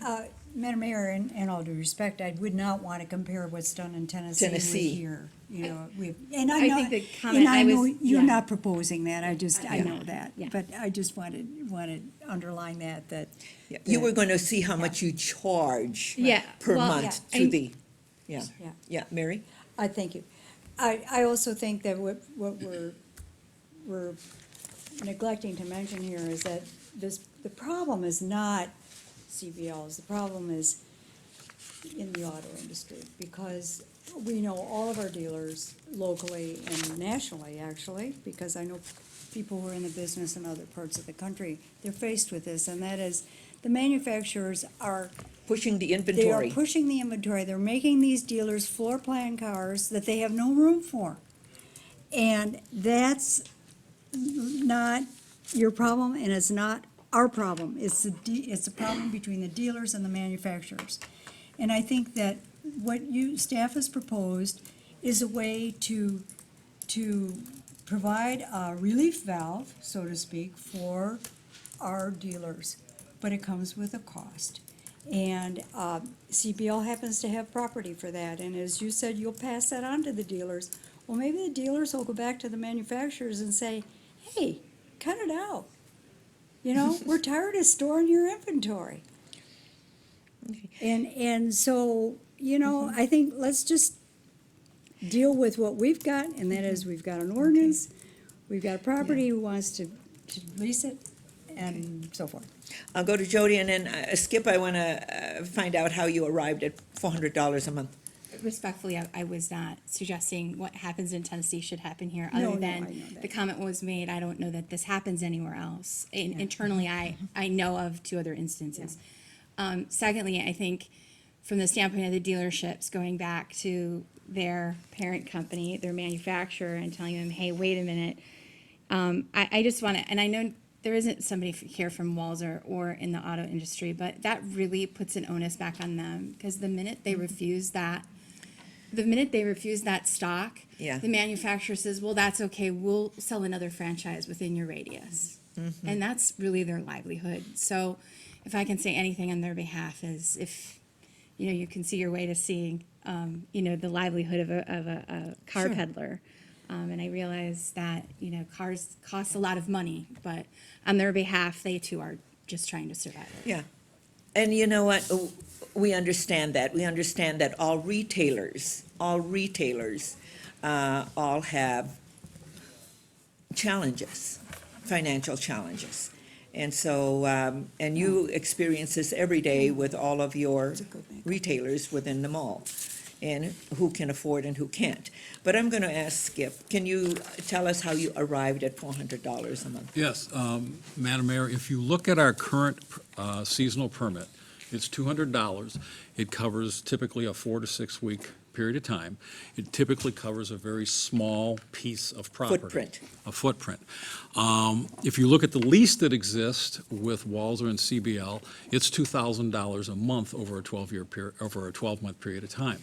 Obviously, that property is valuable to that dealership to utilize. They're willing to pay $2,000 a month. Another $400 a month, or 20% of what they're currently paying, is not that large of an increase in my estimation. We also are looking at the fact that, to our knowledge, there is no other city around us that allows this type of car storage. That makes us have a supply that no one else is willing to have. And again, we have typically followed in the city of Burnsville to let the market drive what we do. Yeah. Our parks side of the city has what we call enterprise zones, where we specifically attempt to make money utilizing our parks. This is really no different than that. If the $400 a month or $5,000 a year is too much for the dealer, then we've gotten to the point that they have obviously found an alternative place to put their cars. I don't know where that is, because they're saying right now they don't have a place. But we believe that because of the supply and because of what's already being paid, that for the city to get $5,000 a year is a reasonable request. Okay, Dan? And I don't disagree with Skip's philosophy and your presentation. I think I have a problem with going from 400 for a 6-month period to $5,000 for a 1-year period. We're the only regional center anywhere around here, and that's really the only example we're talking about, although we are going to have this discussion about other areas of the city, right? So we're the only ginormous parking lot with a regional center anywhere around the south half of this Twin Cities. So the dealers in south of That's the river allowing it. really don't, well, there isn't any other regional centers that I'm aware of other than Southdale? Roseville. Well, that's way up north. I mean, dealers mean south down of south the of the river, river. they're not going to park a car up in Roseville if they're allowed to store a car up there. It's too far. So we are the only, our regional center is the only option where there's a grotesquely oversized parking lot that is sitting primarily empty most of the time around its perimeter. And as the owner, they're saying, let's try and monetize some of this space that we're plowing, but really nothing ever gets parked there. And in fact, I hope they will, and I think they will continue to try and sell those, and some outbuildings get built, because there's plenty of room for it. So I guess my suggestion would be a compromise on the fee, that we go from 400, or I'm gonna annualize it, from 800 to maybe half of that 5,000 or 2,500, and make it a reasonable increase rather than saying, we're gonna stick it to you because that's where the market is. I think that's a big leap. And we don't do that in any other area of government where we go, I know you're paying this, but if you want to continue to do it now, we're going to take it up, 800%. That's a little bit, I think, egregious in one price increase. Suzanne? Well, I think it's, this is all new to us, and when we initially put this forth, again, it was for Christmas tree lots or whatever. So now we have a better understanding of what is reasonable, and based on what Skip told us, I continue to feel that it is reasonable at Let's this keep time. in mind who owns the land. This isn't city property. This is a But we private have an property. ordinance. We have an ordinance in place. Well, we're kind of making up as we go right now on the pricing. Well, Well, we I don't think do so. that a lot with regards to how much we price out certain things. And then we have a fee schedule that comes out with part of our budgeting process, and then we adopt it in January. Or we adopt it with the budget, and then we review it again if we need to review it. So we do have a fee schedule, and we also have a policy and a philosophy on how we do those increases, and we look at our market cities. And what I'm hearing is that nobody else has this kind of market for the kind of demand that is being asked for. So I think I'm going to go around the room and see. So Dan is saying 2,500. What do you all think? Jenny? Madam Mayor, I would just add, and we just talked about the cost for a PUD amendment is $750 and $5,000 escrow. So doing it administratively saves them the time, and they know they get a guaranteed approval. Yeah. At somewhat similar cost, Yeah, if they were to go Okay. through that, perhaps. I just throw that out there. okay. Mary? I'm fine with staff's proposal. Bill? I'm fine with it. Same. Suzanne? Okay, and then you're not? No, Uh, not at all. Right now, I'm okay with it, and Jody, you know what's going to happen? I understand. I just have one question. Yes. If we went through the CUP, the $5,000 escrow and the $750 would be a one-time fee.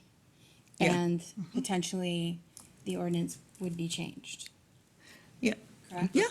yeah, because you're coming in with a. Whereas you're talking about a $5,000 Every year. permit every year for the term that they need it for. Just qualifying. It's Yeah. not really apples to apples. Yeah, but again, I have a problem when we're going to have it run with the land, but a CUP is different than a PUD. So, because I'm looking to what CBL needs to do with that property. So I'm not going to use the tool that we have with regard to zoning and uses. And then find out that because it runs with the land. I'm going to go to Skip and then to Mary. Just for Jody's edification, the PUD and the ordinance are two Two separate. separate things. So if you go for the PUD, council may elect to not change the ordinance at all.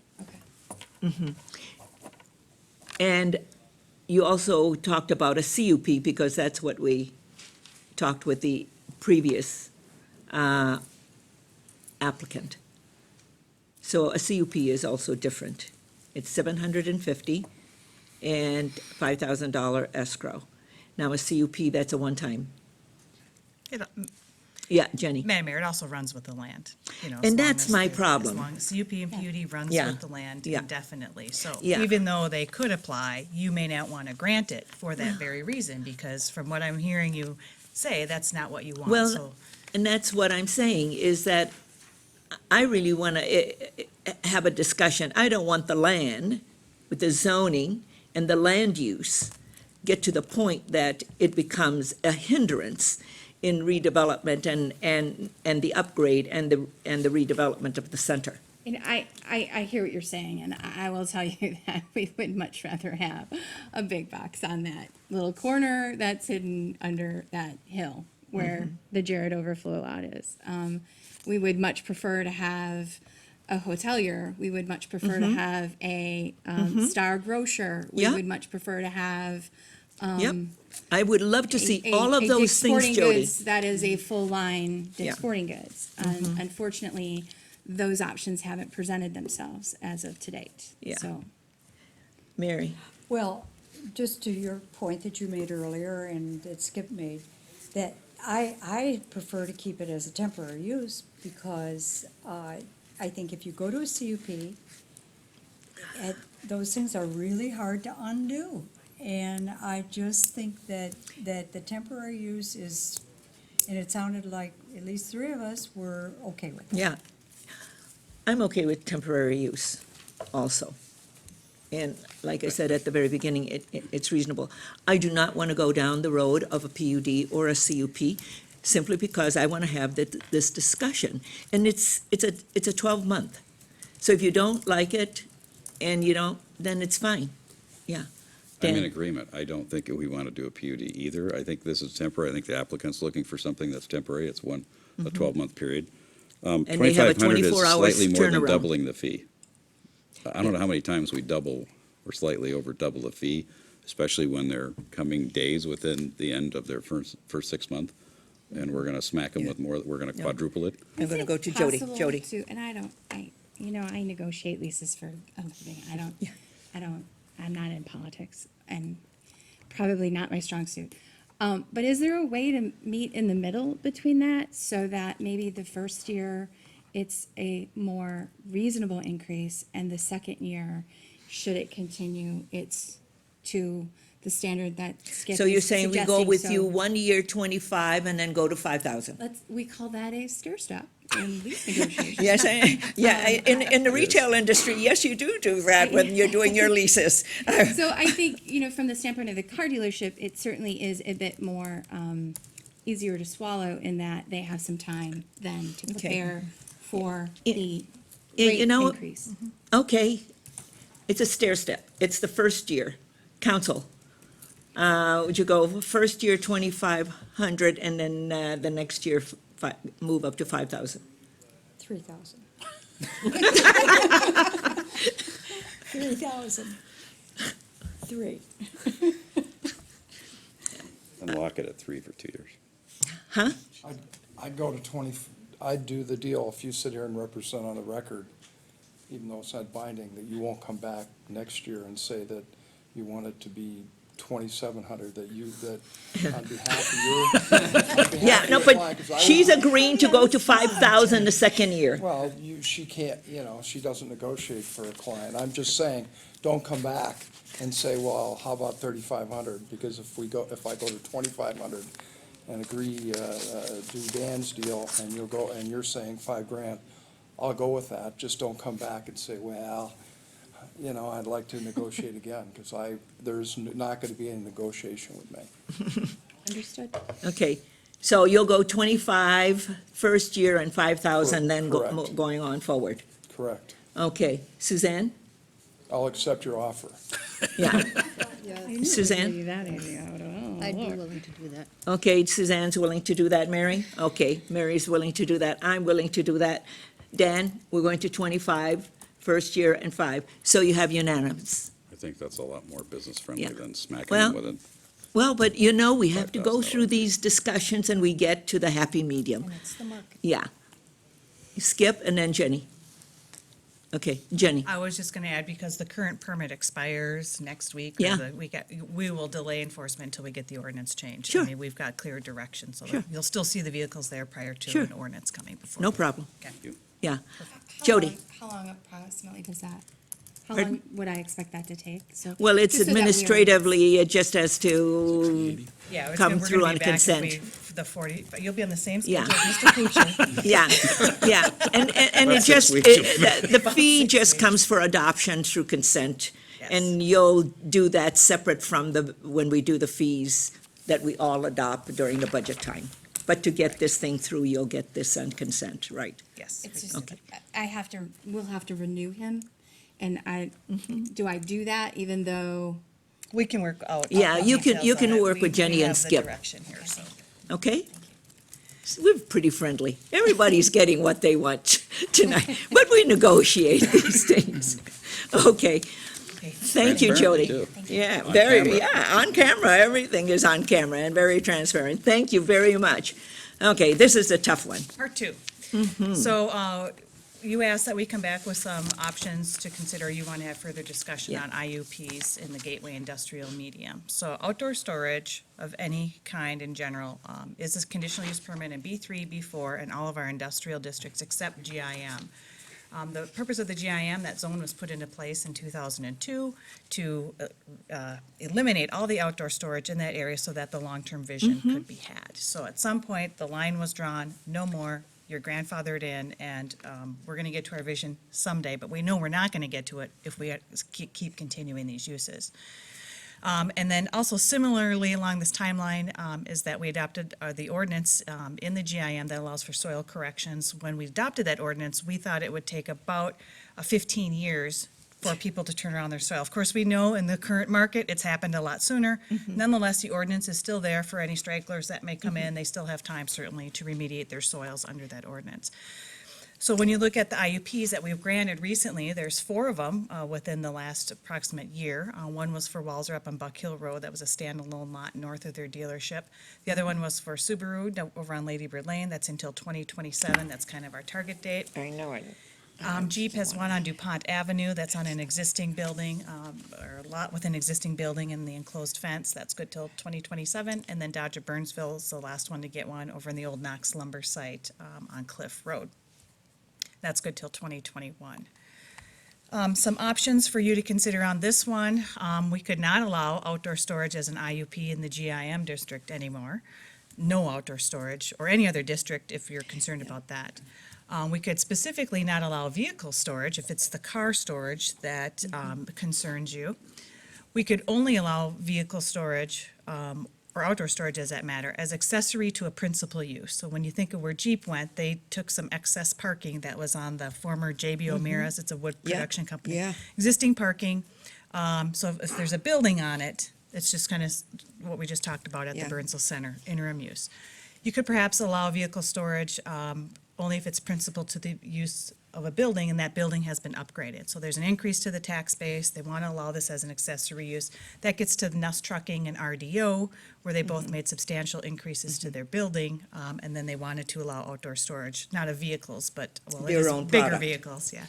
Or you can keep the ordinance as is. So those were just some options that we threw out for your consideration. What I would ask you is if, this is kind of a new discussion for us to have, if there's any other information that you would like specific to this, we certainly can get that for you. Our recommendation is that we keep it as an IUP in the GIM, either as a standalone or even accessory to building, depending on what your goal, what your objective here is. Having the IUP does give the flexibility in furthering the vision if we don't, as does not allowing it at all, but of course, that's not as flexible for the business. And also, us not making steps towards getting towards that vision. We have no funds right now in TIF 7 because we That's have no right. buildings that have been added. And we're you only running up just have, we're running up against the timeline with our Yeah. special legislation that expires. And if we don't get that extended, we'll never have any money in there. We'll never have any tools to do those improvements. go So- back to Lady Bird Lane. That's the one that I'm concerned about. 2027. And then, does JB O'Meara still own that building? No, it's a different wood products company that bought them, I want to say about 3 years ago from Wisconsin. Yeah, from JB O'Meara. I've had people talk to me about the area that we had reclaimed the soil and corrected it. But they can't do anything with it when there's a lease on that parcel that goes on to 2027. Is that the Asselford? That's correct, and I believe Walzer purchased it. I don't know if anyone, yeah, Walzer owns it. Oh, Walzer purchased it.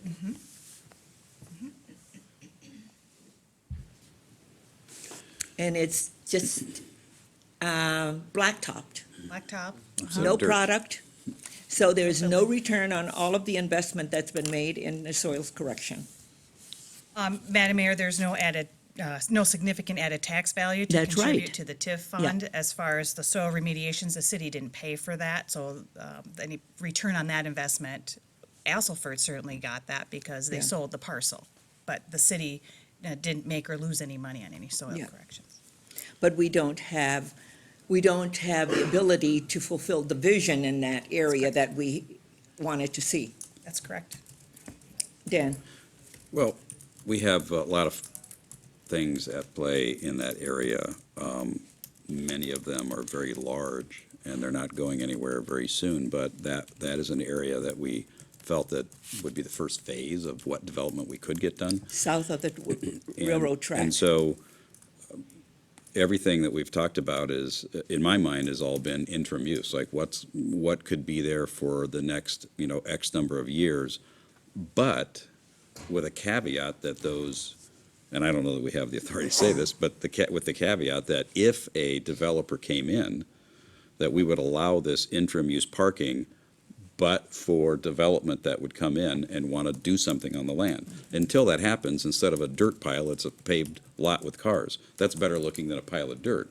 But we don't want a fixed period of time where, in some of these cases, and I know you're pointing at, or you're concerned about labor, but where that development can't even happen until 2027 because they've locked it up as a parking lot till then. I don't think that was what ideally our intention was, is go ahead and use it as a parking lot until a development knocks on the door and says, I want to put up a big building, and then the parking lot goes away and the building gets built. But what control do we have on guiding that, I guess? Yeah, well, that's why we're having the discussion with regard to vehicle storage in the GIM district. Yeah, and allowing it is one thing, we just don't, we want to allow it with that open door of development to happen. And if it's not happening, I'd rather look at a lot paved with new cars on it than a pile of dirt and wonder, why isn't anybody developing that?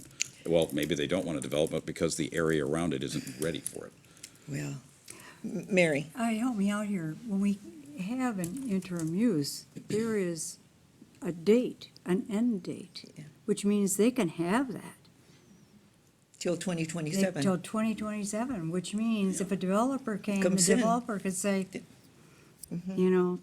Yeah. Or they could say to the developer, sorry, we've got this till 2027. My recommendation would be, going forward, that when you do interim uses, you make the interim a lot shorter than we're doing right now. Bill? We've been really pretty too liberal with that, Permissive. permissive indeed. Thank you, that's a perfect word. Yeah, Bill? Well, two thoughts, and thank you, Dan, for sharing. One thought is, if a big developer wants to come in, their only market thing they could do is try to buy them out. Yep. That's a land interest, lease interest, land interest. We've already set essentially a standard to 2027, and that's essentially 10 years. So I'm open, to staying consistent, with that. And I'm not personally bothered by cars being parked in certain locations for interim use. It doesn't personally bother me, so. It's not about personal bother, it's about fulfillment of a vision. Well, but again, I'm at 2027 interim use.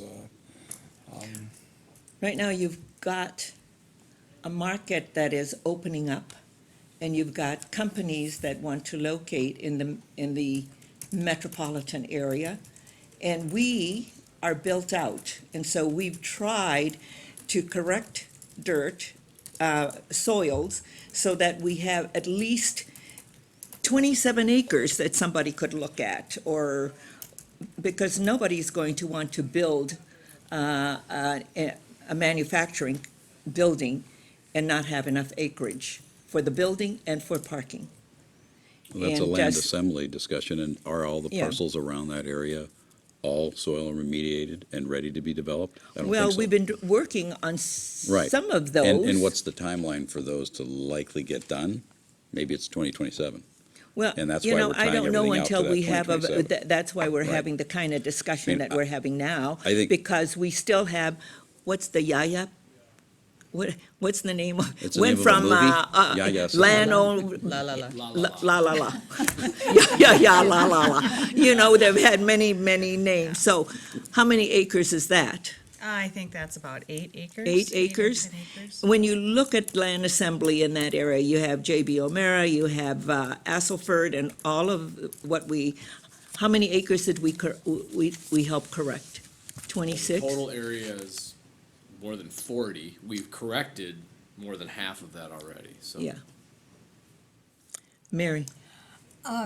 May I make a recommendation that this whole thing be looked at in the future, near future, I would hope,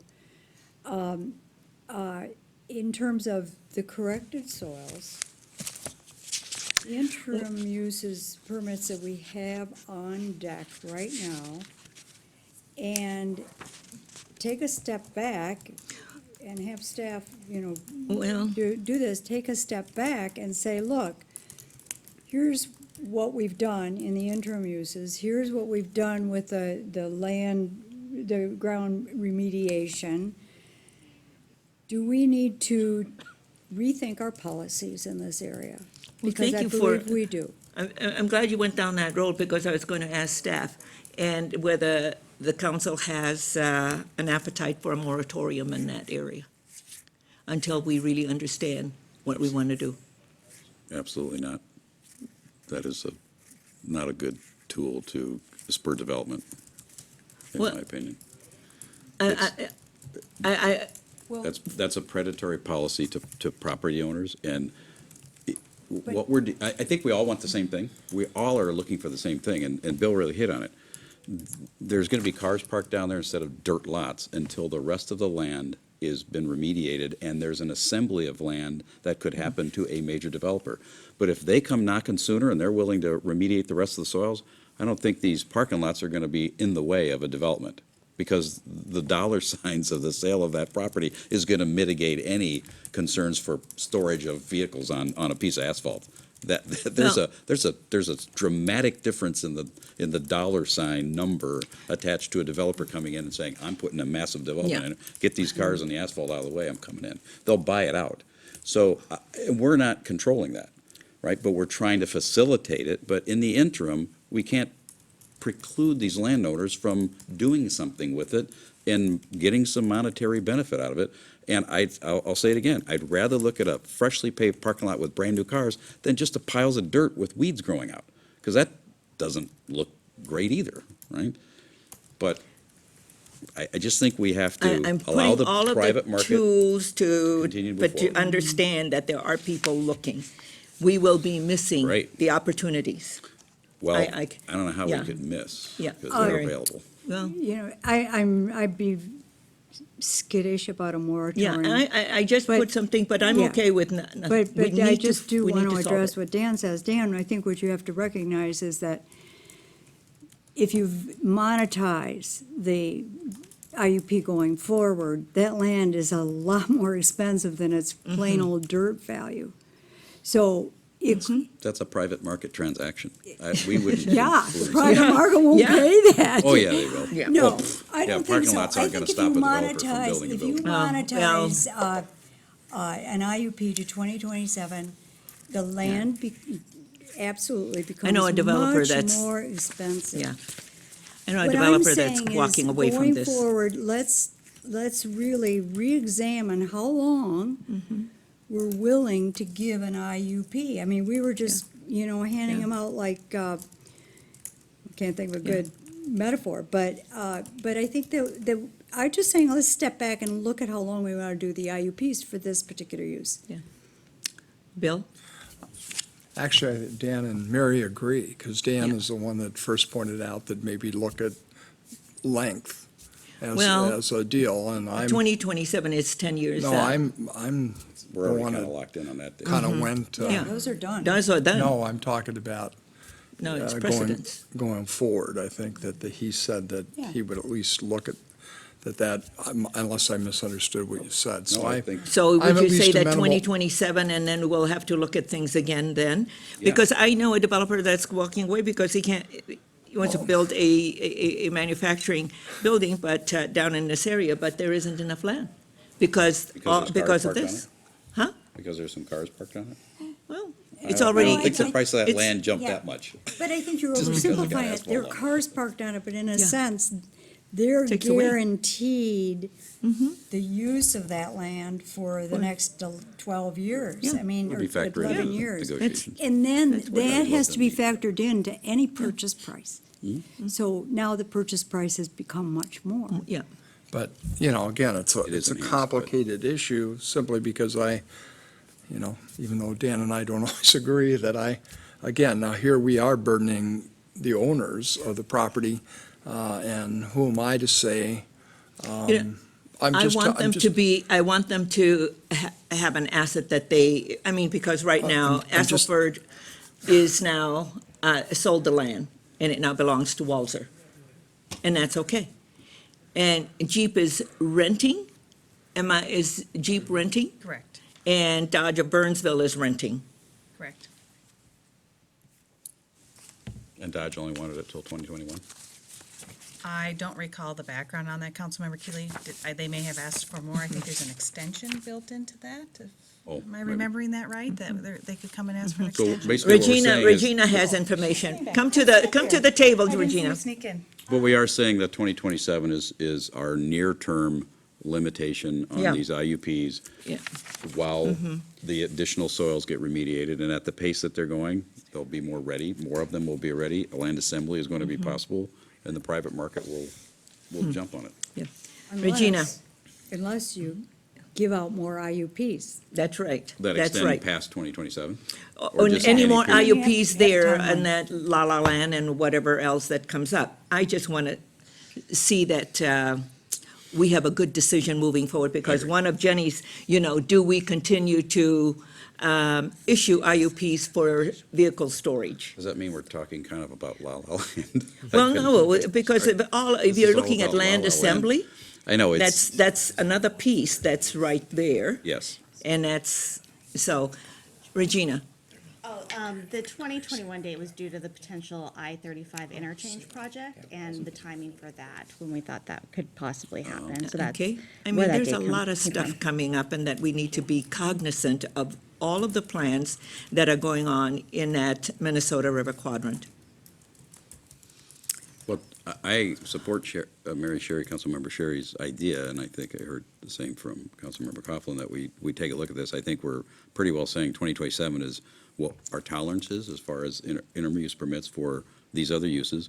And by then, over the next 10 years, there's a lot of things could happen. The interchange, obviously, the rest of the soil remediation gets done. Who knows, maybe one of the users down there might be ready to start moving out and make plans, which is going to open up many, many, many acres of developable land, which is adjoining that. So a lot of things could happen in the next 10 years. Bill? In the meantime, we can allow them to at least, make some money off their property. Just an aside, Well, they're even though buying- there's no evidence of it, Steve,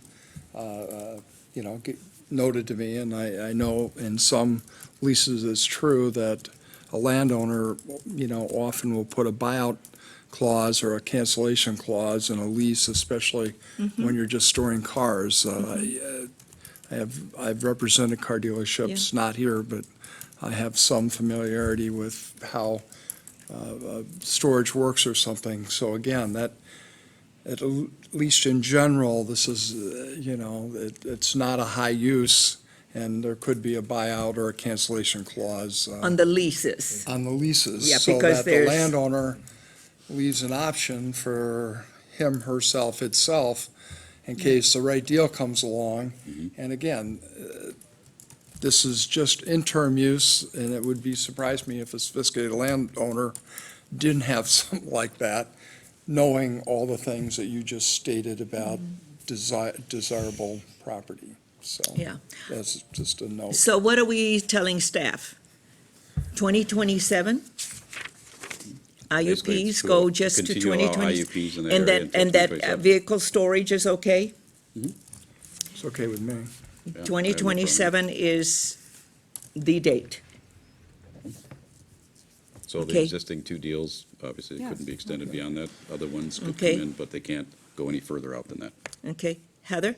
Madam Mayor, I think what we'll try to do as staff, we'll go back and strategize too about, as these come up, I think it might be helpful for the council to have a broader view of kind of where we already have basically restrictions on the land and things like that. And so we may have to do that as a separate presentation, or maybe if we get another IUP request, do it as a part of that. But I think, I'll speak for myself, I'm having trouble visualizing kind of all the restrictions, I think, to some points that have been brought up here, and how development happens, if you will, so.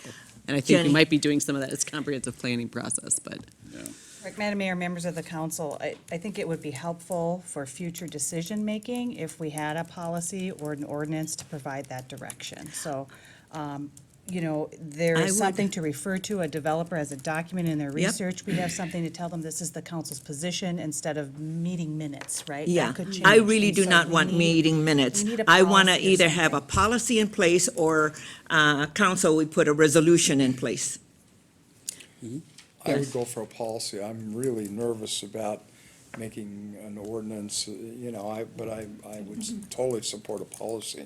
Okay? Agreed. Okay. I just want to It helps us put two with the options, rules. policy, resolution. You're saying policy, so can you bring back a policy that we look at? And are we restricting it because there's not much we can do north of the railroad track? So are we looking at south of the railroad track, west of 35?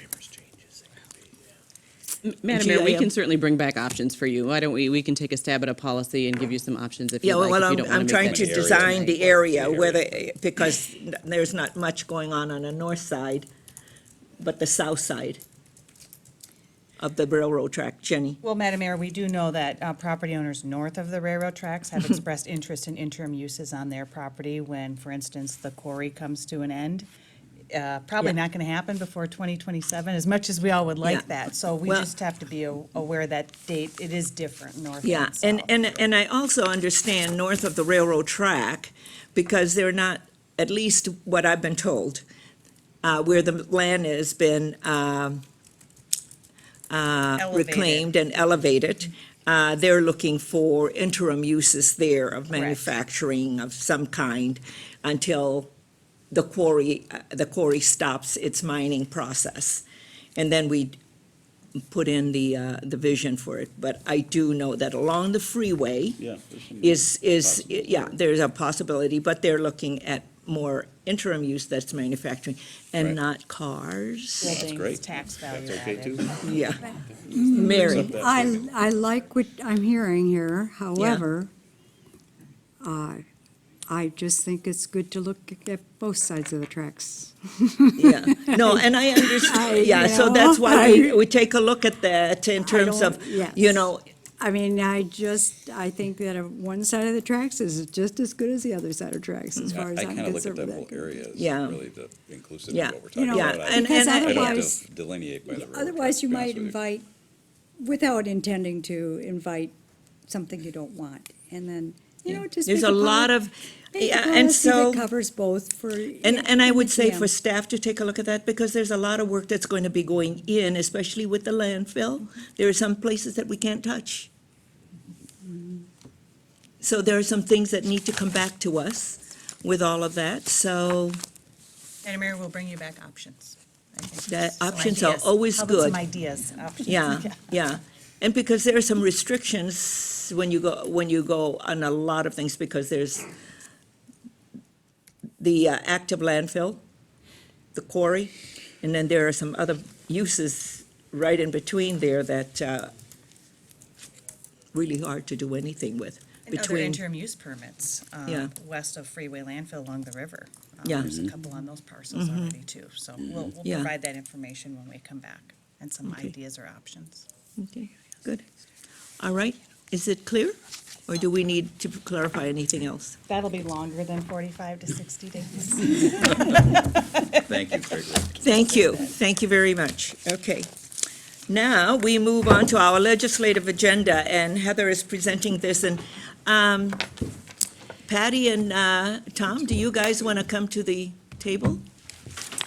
Madam Mayor, I can introduce our guests here. Yes. Tom Poole is with the Municipal Legislative Commission, Messerly and Kramer staffs that commission. And they- And MLC is trying to be more proactive in terms of learning about the different legislative agendas. And so actually, Tom asked to be here tonight, and we were happy to have him here. He may be regretting that request, but. I know. And then Patty, of course, we work very actively with Patty. I keep writing Patty Markert, Patty Nauman, from Metro Cities. And so she has been really engaged in a lot of the conversations about Metropolitan Council. Obviously, those are the issues. And we have several folks on the Metro Cities. And so she has also been expressed a willingness to be here tonight because we know that there are certain areas in their areas of expertise that will be of issue tonight or have to be discussed tonight. So they're here to answer questions. I told them they didn't have to present, but that the council may have some questions for them as we get to specific things. So with that, maybe I'll jump into this Sure. and they can jump up as they Please. are so Well, moved. actually, there are two extra chairs. Come to the table. There's one by Heather and there's one by Dan and.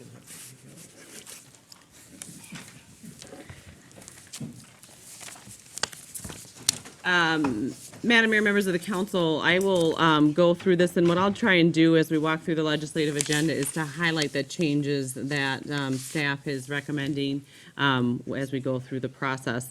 And perhaps, however the council wishes to do it, I'll pause kind of on the priorities after each piece. The closing the freeway landfill continues to be the recommendation for the highest priority. Staff has made some changes to reflect the current state of discussions. That includes working with the EPA as well as the MPCA on the closure of this landfill. We also, I think we were missing a little "and" here, but we added some language here that we also want to prioritize minimizing the impact on the cost of remediation on smaller jurisdictions and governments such as ourselves. I think you heard Ms. Faulkner mention the TIF District 7 extension. As you all know, that was in the tax bill last year, and the tax bill did not pass. And so that is an extension that we believe makes sense to continue to pursue. I think the mayor can certainly comment. She had many meetings regarding that, as have we've had many discussions. So with that, I'm going to pause to see if there are any questions on the closing of the freeway landfill before we move on. Any questions? Okay, let's move on. The next piece of this is you can see a red line and strikeout, the Preserving the Host Community Economic Development Grant Program. We were successful in getting the technical changes to that program. Last session, we had all of our legislators sign on to the bill. Representative Peterson spoke to it on the House floor. So we are suggesting that we move that down to a supporting position so that we can do a little bit more than just actively monitor it. But thought that it would make sense to move that down under supporting at this time because we just want to preserve what we have. Any questions, concerns? Okay, I'm going to Okay. keep moving. Keep moving. Metropolitan governance, this is where I would expect there to be some additional discussion. The language here reflects what the council's policy was last year. Since you last met on the legislative agenda, there have been a lot of discussions, including a Citizens League panel on which the mayor served, that made some recommendations regarding metropolitan governance. Nothing really passed in the legislative session. And so our question, staff's question to the council is whether you want to keep this as a priority or change the language, keep the language the same. We didn't really have a recommendation for you with respect to this because the council just hasn't had a chance to have this conversation. That's one of the reasons we have Patty Nauman here, so she can also, if there are questions related to the Metro Cities position, that she's available for those as well. Any concerns? Should we move it to a supporting position rather than priority? Governance? The I want to metropolitan keep it as a governance? priority. Yeah, I still You think, still want to keep it as a not that we priority? have any success of I getting know. it changed, but we're trying, and we need to make the statement and keep it there, I think. I agree. Okay. And I'm to take that the council still wants to leave it as a council of governors with elected officials. Is that correct? Yes. Yes. There are some problems. Do tell. Always, there's problems today. Yeah, well, Go for something that's at least again, better. what has been suggested by the Citizens League, and also, and Patty, you can weigh in on this, is that to get at the transparency and accountability is to have staggered terms, and to have more members of local government in the interviewing process and recommendation of those candidates to the governor. So it will never run as only with the term of one governor, because it'll have staggered terms. And there's been a lot of discussion about if it is an elected Met Council, is that election coming from the sitting elected officials, or is that a new elected body? Mary? I understand all that, and I'm not Yeah. opposed to that. I think keeping our language as it is, it keeps it on the table. So I think what we're saying to the legislature is, we do not think the present system is serving us well. So I'm fine with that, because I think a lot of what you're saying is negotiable kind of stuff. And rather than trying to solve the Met Council problem and say as a city how we feel it should be structured exactly, I think the language allows for negotiating there. So I'm happy with it the way it is, unless others may not agree with me, but I see this as okay. Do you have a suggested language, Madam Mayor, that you think should be added to make it stronger or more defined? Yeah, when I look at priorities, it's things that we can deliver on. Working with our lobbyists, where we put our energy. Right. And in a supporting role, these are things that we do say to people, this is important to us, and we'll step into it. But, so, Step into it. yeah, but, right now, with it's a legislative priority. I think there are some other things that we could have priority over than, but if you all wanted to still keep it in a priority position rather than a supporting position.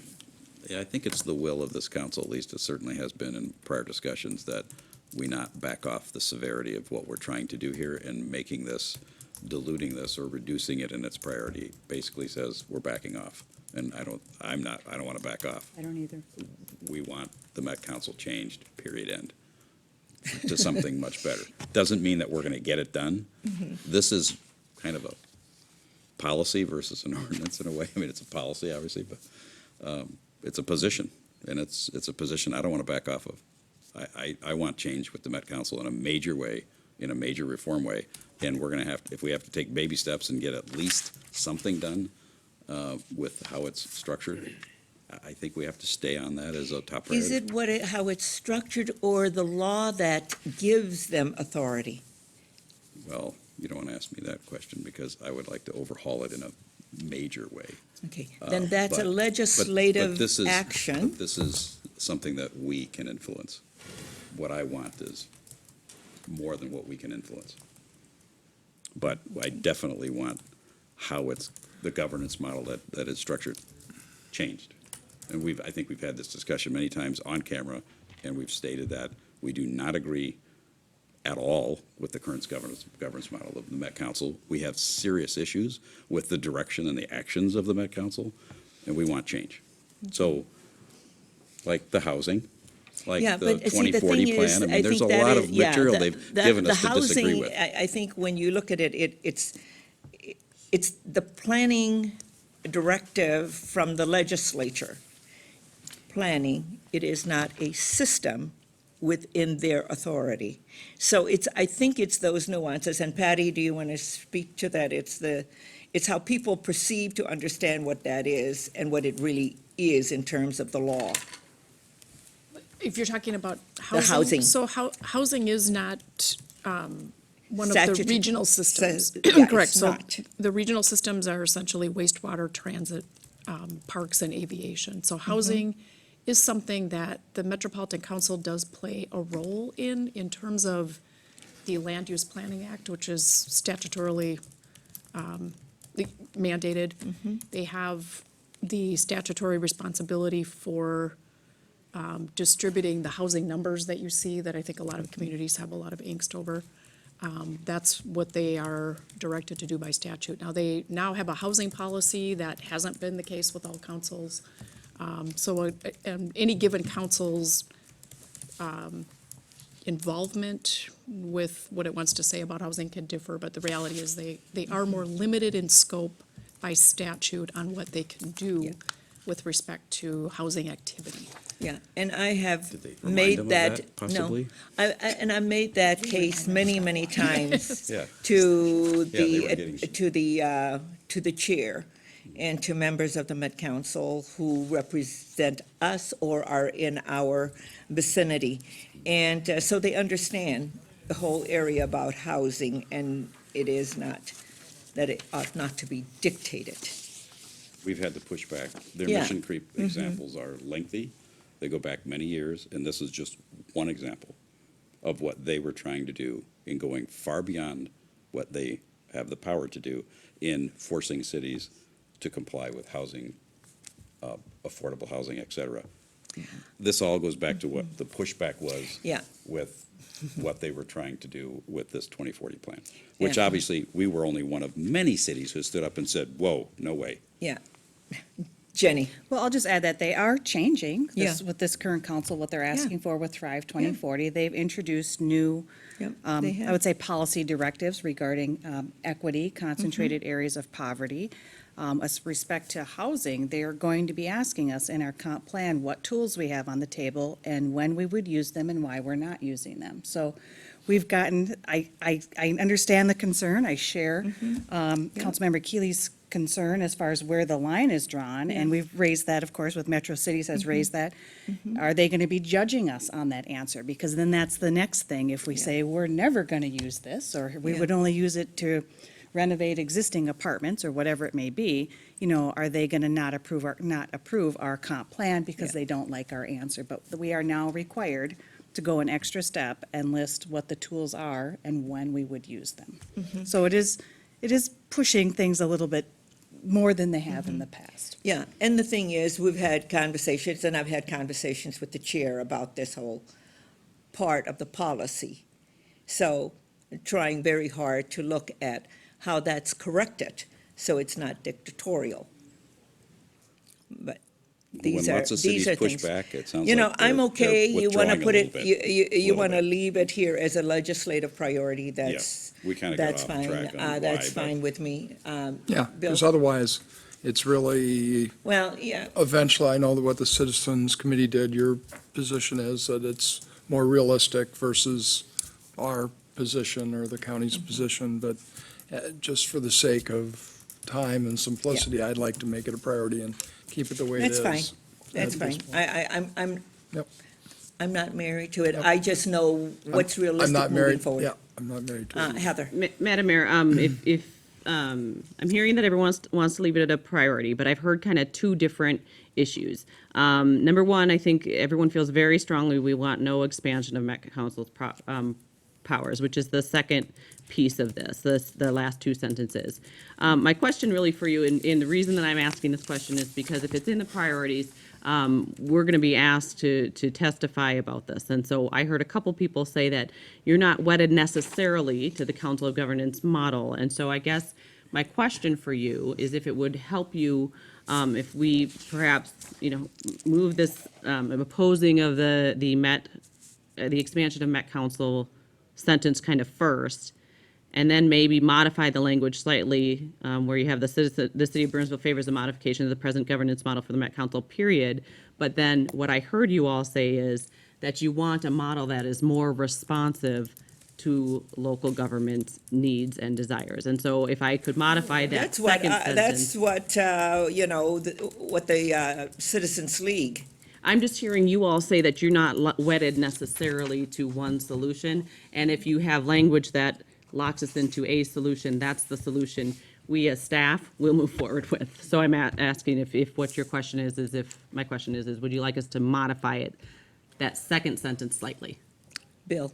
Well, from my standpoint, the way the way I interpret what the mayor said, is that she believes the Citizens League has a more realistic chance of passage, certainly in the near term. But believe me, I still would like to see the governance model ultimately changed, more consistent if doable by elected officials. Now, if that is down the road, it may be down the road. Or maybe it will never happen, but I'm not, I guess what I was trying to say is I'm not wedded that it be drop dead if, at the first phase, if it's the way the Citizen League starts and that's phase one or something and phase of change, I'm not against that. So. Your suggestion, Heather, is to put, Would be to modify the Modify the- second sentence. That would make it just a little bit more vague, clear that we want the governance modified, but not so specific as to be what modification. So that's just my question, and I'm Yeah. hearing, What what I do heard you all want? Councilmember Coughlin say that he's fine the way it is. But I'm not sure I everyone else think is. that the way you had said it earlier allows for movement. movement, and also, as Dan points out, and I was nodding while he was doing that, is that we just need to keep the pressure on, and I think that will help us do that. But I think your wording helps to not say that we've got the answer to how it should be structured. You want to But then just bring we some want- wording back, and then, we Yeah. still have to adopt it, and so. Right, we will put it bring in. the, whatever that is, but Yeah. but I just want to make sure that I understand Yeah. what the will of the council Okay, is. direction is, do some modification, bring it back, and then we'll see what it is, and then we can vote on it. Okay. Anything else on the metropolitan governance piece? Okay, we're going to go into residential care facilities, and Ms. Faulkner has been actively engaged in this at the LMC. And so what this language reflects is it really reflects some clarification that was done in those conversations at the LMC and reflects the most recent position for non-concentration, really making sure it's clear which types of group homes we are interested in having the non-concentration standards in as well. And so I would just mention that. If, I don't know, I'll turn to Ms. Faulkner if she has anything she wants to add. Otherwise, if you have questions, we'll stand for those. Yeah, stay it on priority. Yes, Yeah. Jenny? Madam Mayor, members of the council, the modifications that are in here speak to. Are the- redlined. Well, thank you, and it speaks to the example that came before you earlier Mm-hmm. this year, where there were different types of state licensed Yeah. facilities next to each other. So it does get to the cities of the first class position Yeah. that still remains, and that's the position of the league committee that I represented us on, and with Councilmember Sherry. But also adding this, because this would be a new request that gets to separation amongst all these different types of licensed facilities. There's nothing that addresses that, and that could prevent a type of mini campus from occurring in any neighborhood, so that's new. Mary? Well, I just want to thank you again, Jenny, for the work you've done on this, because it's been absolutely tremendous, and I know that you helped league staff understand some of the complexities of this. I mean, it is extremely complex. But we've been in Burnsville sort of a laboratory for this, right? And so we've seen how it can work, and we've seen how it can be a problem for our neighborhoods. So thank you for your great work on that. Okay. Okay, all right, moving on. Okay, we're going to move to supporting positions unless there are any questions on the priorities. The massage therapy establishments, there was some conversation about this in the legislative session. Representative Nick Zerwas had some different proposals. This policy is what we had last year. It's just moved a little bit higher in the supporting position statements. We did have some conversations. Chief Giesecke thinks it makes the most sense to stay as supporting so that he can support the Minnesota chiefs of police, but not necessarily have that be something we take the lead on as a city. And so this is just consistent with the language we had last time. Okay, makes sense. Next one, we've talked about already, preserving the host community grant program, so we just want to leave that language in there. Yeah. Property maintenance code enforcement, so we did move that, but the only thing that we have taken out of this language is actually, we had that conversation last year about administrative fines, and the council has told us to move forward and have an administrative review process, so we didn't need that language, to clarify that in statute at this point in time. So this just includes the language that we had last year related to having all code enforcement officials included in the definition of public employees under Minnesota statutes. So any sort of abuse or any assaults on those officers are also treated at a higher felony level. So, any questions? No. Okay, the next one, data retention and law enforcement, we have two different pieces. This really just, the striking is because the law was passed, and so it's just striking the language about the Minnesota Chiefs of Police Association, and so the language here both on license plate readers, which again, we're not using in Burnsville, and on body cameras, that this is just supporting current law. Okay. Okay. The striking on the massage establishments just reflects the move. Number 5, the development and redevelopment. This is opposing the elimination or limitation of existing tools. We have periodically have those, and also would like additional tools related to redevelopment at the legislature. Same language as last time. Okay. Local land use controls, we oppose legislation that reduces or eliminates the city's authority in the areas of local zoning, land use, comprehensive planning, et cetera, transportation planning. There have been many instances of this in the last session, and so this is our generic language to talk about making sure that we preserve the authorities that we have currently. The next one, daycare facilities and licensing. This is the, we are accepting of the statutory allowance for daycares as a home occupation, but only when the dwelling unit is occupied by the daycare owner. I know there's been Yep. some discussion about this, Councilmember Sherry and Ms. Faulkner, I think it's in their committee as well, with the league, but we're continuing to have this position. Okay. Levy limits, the city continues to oppose levy limits. That's pretty straightforward. The transportation, next one, we added language here to clarify and make it clear about how supportive we are of the Orange Line, bus rapid transit lines. And so we wanted to add language in there to make it clear that that's a priority. I'm going to keep going until you stop Yep. me, Madam Mayor. Keep going. Creating and implementing local partnerships. The city of Burnsville supports the passage of legislation and collaboration. As you know, we've just added some additional language related to as we've done things in the fire department about trying to collaborate with other jurisdictions. We sometimes run up against state law, and we want to continue to be able to do those collaborations, things like the sales tax. We want to make sure that that state law encourages partnerships as opposed to working against them. And just a word, both of our police chiefs have had kind of a long week this week, and so that's why they're not here tonight. I told them they could have the night off, so just, otherwise they would be here. We had a long briefing on these different positions, so. Cable service providers, this is really about statewide franchising, and the city proposes statewide franchising for cable television. Frontier, who we recently did adopt a franchise for, they do have a position in favor of statewide franchising, so we want to make sure the council is aware of that, but we continue to recommend against that. The next one, support for local services. This is really expanded for some of the recent proposals for public safety related to some training. There's some really intensive training that is very expensive training for de-escalation as well as dealing with mental health issues as well. And so this is to expand to really be clear about our support for that type of service and training, and having some state support for that. The next area is alignment of responsibilities to agencies with expertise. We are not recommending any changes on that. There are different places that we've talked about where different state agencies have different roles, and those sometimes conflict. And so what we want to do is try to help clarify that so that we're not trying to figure out who to work with.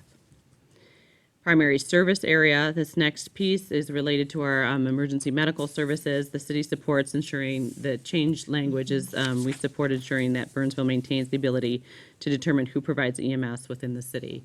And so it's really a local control issue, but related to our EMS service provision. And so we kind of clarified that language.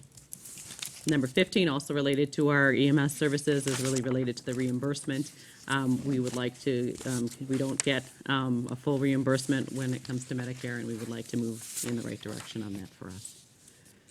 Number 16, broadband priorities. This is the broadband task force. We continue to support the work of that task force. That hasn't changed from last year.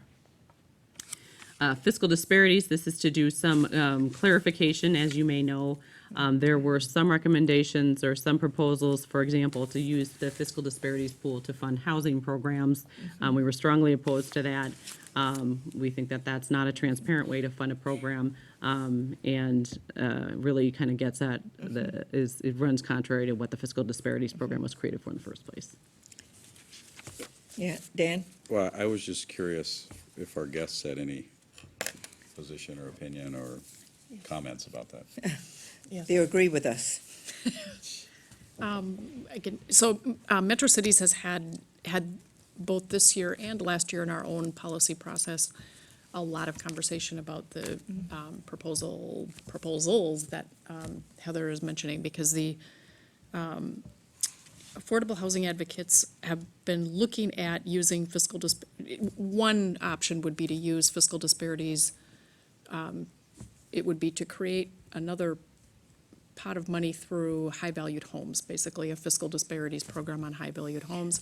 Capture that money, redistribute it through the counties for affordable housing. That was floated in the 90s. Yes, it was. And it was vetoed. 1995. I mean, I've been around, so the same thing with the Metropolitan Council. I had a conversation with Dan. It's been in the 80s, in the 90s, and we're still working on this whole thing, and what is reasonable is what we should be looking at, but that's okay. But the thing is, you're right about fiscal disparities. It's, the housing part is, and they oppose this. The advocates are also now talking about, we pretty much said we don't like that, and now they're looking at other ideas that would also, in essence, capture local tax bases in the metropolitan area, whether through fiscal disparities or the statewide property tax or metro sales tax. So we oppose any and all, and our policies have now been fortified with language. We oppose any of that. I like the word capture, because Yeah. boy, that says it. Yeah, and all of those are being opposed both by Metro Cities is Cities opposing. and MLC, so. Right, and with respect to MLC, we have not set our legislative agenda yet. However, in some We've started the preliminary discussion. discussions Yeah. at our last board meeting, as a matter of fact, there was a healthy dialogue around utilization of fiscal disparities funds or the diversion thereof, and what would be appropriate, if anything. And so I think we'll certainly have that moving forward, but to present, that has not been something we've supported. Yeah, some people always look at that model as perhaps replicating it for other things. Certainly a lot of frustration with the formula and the structure of Yeah. fiscal disparities, but how you fix it is Yeah. open to debate. Yeah, okay. The next is, it has not changed, but I may ask Tom to mention, or to comment on the next one as well. This, it was related to LGA. Obviously, we are not receiving LGA as the city of Burnsville, and we would support continuing funding of the VOS database and looking at really what a fair distribution of that kind of assistance would be. Yeah, with respect to local government aid, 3 of our 18 communities get local government aid, so it hasn't been a significant topic of debate for us. Not too long ago, none of us got it, and we opposed really any direction around local government aid. The focus for our group really has been on individual property tax relief. If resources are going to be utilized, Yeah. we'd rather have it go to those that need it most. Certainly, though, there is some reform and changes within the local government aid program. I think directing more towards the suburban communities that need it, that have been shut out in the past, and that dialogue continues. Probably the biggest discussion point is around funding. How much will the state invest in that program? Last year, there was money on the table, I think an additional $20 million for the program that did not happen because of the pocket veto on the tax bill. So that's probably back to square one next session in terms of what to do with LGA, who should get it, should there be a formula change. The one thing our group has opposed, though, is the automatic inflationary Inflation. increase. So Yes. putting Yeah. that on Yeah. autopilot is something Yeah. we're pretty universally Yeah. opposed, which is different from the league and Yeah. some other groups. And so, I think we've Yeah. kind of stood alone on that one, but believe it's the right policy. Yeah, it is. Okay. I'm with the league on that point. Well, the league is all of Minnesota. Our group is, Madam Mayor, Councilmember Keeley, there have been some efforts over the last 2 years to try and change the policy of the Yeah. league, and it has not been met with a lot of support. Yeah. There have been primarily cities who are also members of FLC who supported changing that, getting rid of the inflationary factor, and there just wasn't enough support because most of the cities that are members of that committee receive LG. okay, eminent domain. This is a new policy, and I will ask Mr. Albrecht to jump in here if he would like to expand. Generally speaking, as you all know, the cost of acquiring properties by eminent domain has been significantly increasing, and really what happens is there's a little bit of a loophole in the statute. Yeah. And so what happens is that we could potentially pay $5,000 for right-of-way, and yet we are still responsible for 100% of the attorney's fees. So if you $5,000 on a property, $100,000 in attorney's fees. And so what ends up happening is, we have some attorneys who are out there making quite a lucrative business in this area, and it's increasing the cost significantly. We don't think that it's necessarily a fair, Yeah. we don't think it's necessarily what was intended, but I'll let Steve add on to that The as well. statute as written discourages property owners from negotiating with cities. That's right. It doesn't pay to negotiate it. It actually encourages them to spend as much as possible and then come in with a highball counteroffer, because if they hit a certain threshold, then the cities are liable for all of their attorney's fees. And as you go through the process, oftentimes they split the difference. That's often how it ends up. Yep. So the higher the appraisal they can get, and then there's a double whammy. Not only does the property then cost more, we're liable for 100% of the attorney's fees. Yep. And there have been settlements in Bloomington where I believe $25,000 was the final acquisition, and there was nearly $500,000 in fees for the attorneys that had to be paid by the city as part of that settlement. So And that's there are not some fair. significant it's things, and so there unjust. needs to be some tweaks. It wasn't intended to be that way, but we're seeing Yeah. more and more, and I don't want to call it ambulance chasing, but we annually get data requests looking at what projects is the city going to do acquisition on, so that attorneys can contact those property owners in advance of our projects and inform them of these opportunities. And so it's discouraging cities and counties from actually Yeah. doing the proper projects.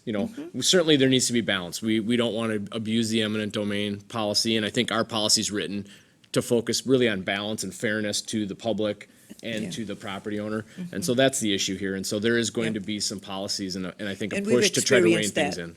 Yeah. What was that? I said, we've experienced that. Yes. Yes, we're experiencing it right now at 5 and Yeah, I 13. know. Yeah.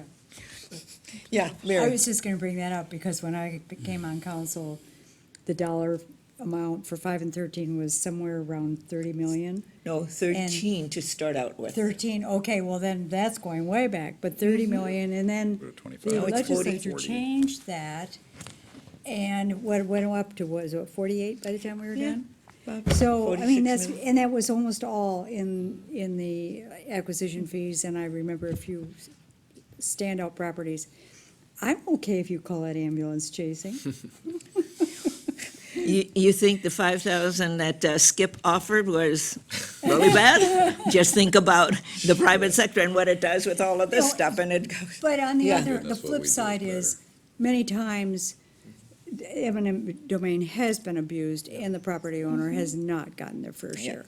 So Yeah, I just think this would be, you use the word balance, and I think that's appropriate word. I think would help balance it out. balance and accountable. And remove the unintended Yeah, consequence of that's right. going one direction a little bit too far. And to be Time to open swing the and pendulum transparent back. and accountable. Yeah. Okay. Heather? Next section is monitoring or tracking position statements. There's one new one, but most of these are just returning positions. So I'll go through them relatively quickly. The first one is the state property taxes. The city opposes the extension to include, of the state property taxes to include additional classes of property. Number 2, transportation. This is really kind of the monitoring pieces. We've got one transportation thing that we're active on, and the other is really maintenance and street improvement districts. We're monitoring what the state is doing in those two areas. Number 3, effective delivery of local government services. Again, we want to make sure that local governments are providing services in the most effective way, and really want to make sure that there's a balance there with how we provide services and some efficiencies as well. The reseller legislation, the city of Burnsville opposes legislation that would restrict the ability of police to access reseller customer data and property information. That's been a longstanding position. The next one, number 5, photocop. Again, city of Burnsville does not use photocop, but just to be clear, but we are supportive at least of monitoring this position related to allowing that kind of technology. Para, we support cost sharing for retirement programs between employees and cities. We continue to be concerned about the escalating costs of our retirement programs and have that on our monitoring list. The next one, PELRA, this is the Public Labor Relations Act. There have been some changes in that over the years, and so what we really have on our monitoring is to make sure that we would impose any changes that would reduce its ability to, the city's ability to manage its workforce. With that, I'm coming to our new one, so I'll spend a little extra time, and Mr. Albrecht can jump in too, because I know you'll have lots of questions on disposal of flushable products. As you know, this actually is a really pretty significant issue in our sewers, and we would encourage the state to do some regulation in this area because it's causing a lot of problems. I think probably Patty's familiar with this as well. Steve, you want to give a little bit more background? I think the bigger issue we're seeing is people are flushing things that aren't meant to be flushed. And while things they may think are flushable, they are not truly flushable. They're not degradable. And what happens is cities with lift stations, these typically clog up the lift station, which has 2 implications. Number 1, they're expensive to repair. And number 2, when a lift station doesn't work, it means sewage backs up and oftentimes into homes. And so what we're trying to do is work towards better labeling, better identification so that it's clear to people. We have a diverse society now, and so you really have to have good labeling to ensure that these things are not disposed of improperly. And we've become a disposable society, and people think that the toilet is another form of the garbage. And so, unfortunately, that has ramifications, and it affects all of our ratepayers through the sewer rates when we have to make repairs. And so it also affects the league through the insurance trust because sewer backups are part of that program. There's a ripple effect across cities with that. So we believe there was legislative push last year. We believe that there'll continue to be a push, and so we want to be supportive of that. Yeah, I think it's the right thing to do. Can I just, Yeah. Patty? if I could add, Metro Cities now does have a policy on this issue as well. We did put language into our policies that is pretty consistent with this language. And it's very important for our community. We're a very hilly community. People don't realize that until it snows and they can't go up the hill. Or if you're a biker and then you have to puff your way up a hill. And we have a lot of lift stations and they cause problems. And it's expensive, so it's a good thing to have. Yes. What are some examples of the kinds of products that are? The disposable wipes are the primary issue that we're running into now, but the policy's been written a little broader because we're seeing other things being flushed too, and that's especially a cultural thing too. As new cultures come to the U.S., they don't understand you can't put everything down the sewer. But disposable wipes are the first focus of this, and I would guess that if we can get to some language that the manufacturers will support, that'll start carrying over to other products that we start seeing appearing in our sewers. So if it says flushable wipes, that doesn't necessarily mean it's Yeah, really it's flushable. not wipe. degradable. And holding the companies accountable that it actually is flushable when they put that on there. Or it's really disposable. What does disposable mean? It Yeah. doesn't mean that it's flushable necessarily, so. Okay. Thank you. Okay, the final two items are, have been longstanding policies in the city's legislative agenda, the private well drilling. We still have private wells here in Burnsville. And so this is just monitoring the authority that cities have to enact ordinances that disallow the placement of private wells within city limits. The next one is the aggregate mining fee. We continue to advocate the state establishment of a host community fee at a level mutually agreeable to the aggregate producers and local governments. And so we continue to monitor any language that would change that current relationship. Okay. With that, Madam Mayor, I would stand for questions, or if you have additional questions for our guests here tonight, they were kind enough to come and. Yeah, and for- sit for through, their- and sit through all of our items. That was very kind of you to come and sit through all of that. Is there anything that you heard in terms of our legislative agenda that you want to comment on or have questions? And could I add to that, is there any issues that we don't have on our legislative that you've reviewed with other cities that has become rather common that, can't imagine that we've missed anything, but. I can start. I mean, Madam Mayor and council members, I think many of the positions you have here are very consistent with the Metro Cities organizational positions. A couple of exceptions, the governance being one. And, you know, Tom and I were talking a little bit earlier, that not all cities do this kind of legislative platform setting. And I can't think of anything off the top of my head that you've missed. We're anticipating a very active legislative session, but until we know the makeup of the legislature, it's a little hard to Yeah. anticipate what might be coming Yeah. down the pipe. But And they thank you. start early because it's a budget year and they haven't done That's right. anything for a couple of years. That's right. And no bonding, no budget, no transportation. So, Tom, what are your I was thoughts? just going to say that there is one issue that dovetails in on data practices that has gotten more and more discussion that I think probably will come to the legislature this year, and that is to try and get some relief from these excessive data practices requests Oh, that are yes. really Oh, yes. abusive, quite Yes. frankly, and the Yes. law doesn't differentiate between legitimate Yeah. and the really not Yes. legitimate. And cities are complaining, I think school districts as well, Yeah. more and more about the financial implications to local units of government as well, staff Yeah. time and the challenges. So I think we'll probably try and figure out something to move forward that provides the transparency and balance that goes with those Yeah. requests, along with some reasonable implementation parameters. Well, that'd be is good. there. That'll be on our legislative agenda for MLC. We will certainly discuss it. I think Yeah. it seemed like a lot of interest at the board Yeah. meeting in Yeah. doing that. Yeah, I saw that. The other one, from a local perspective, is really getting the dollars back on economic development for the Yes. MIF, the Minnesota Investment Fund, and the Yes. Job Creation Fund. Yep. Two funds that were cut pretty drastically in a non-budget year when there was a massive surplus. So I think frustrating, especially because there's not a lot of dollars that flow to the suburbs for different kinds of programs. This is one that really did benefit many suburban communities, not only attracting employers or keeping employers or redevelopment. These are really important funds, and they both were cut significantly. So I know Governor Dayton and this administration are going to push hard to get the To put money it back. back in the next Yeah. budget cycle, but that's something we'll certainly need to look at.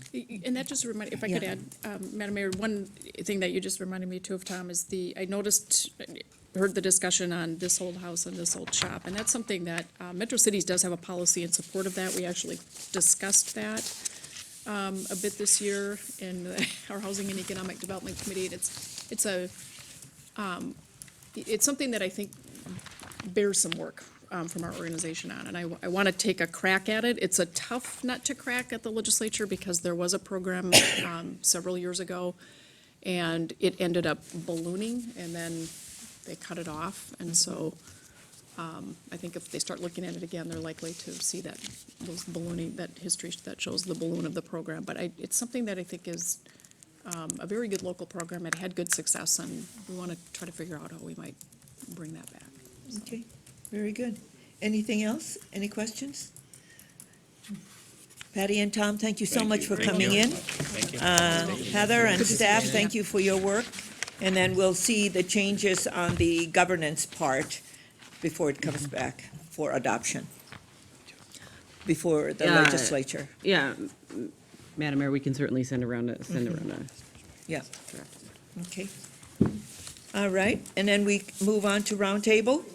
And Michelle, these are confirmation of schedules of upcoming special meetings. Yes, Madam Mayor, City Council, I'm just putting these onto the roundtable because I've been sending out notices to you.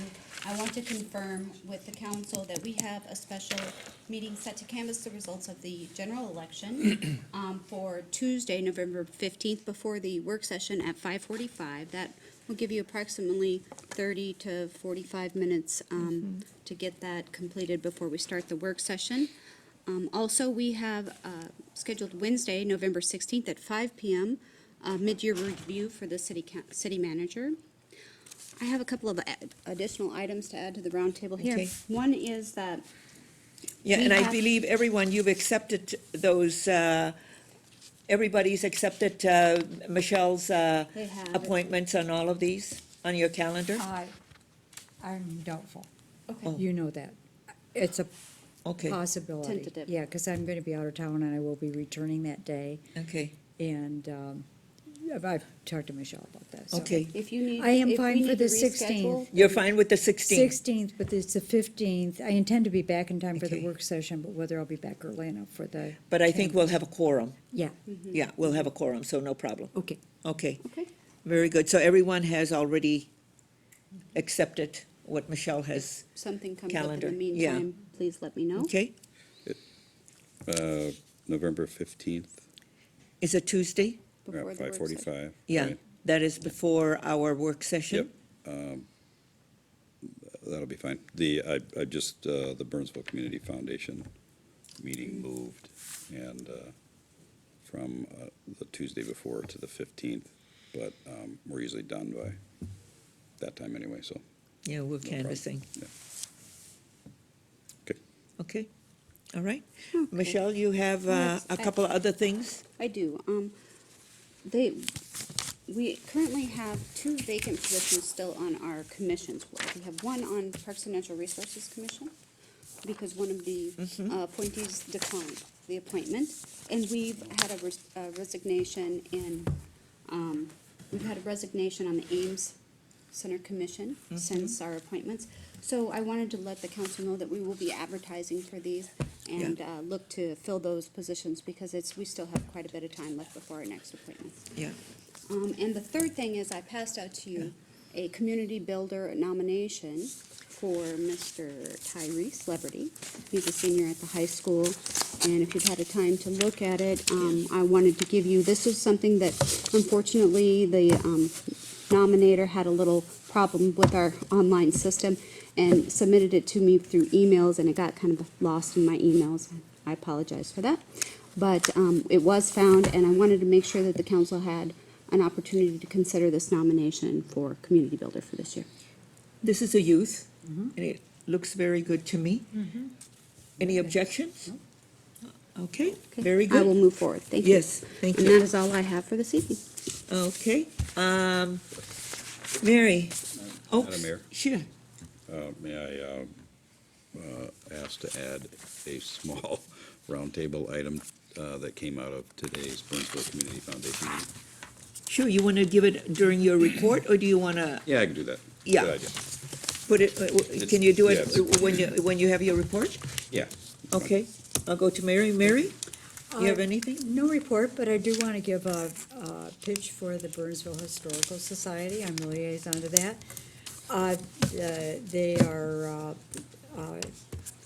They've been putting a lot of muscle behind their new website.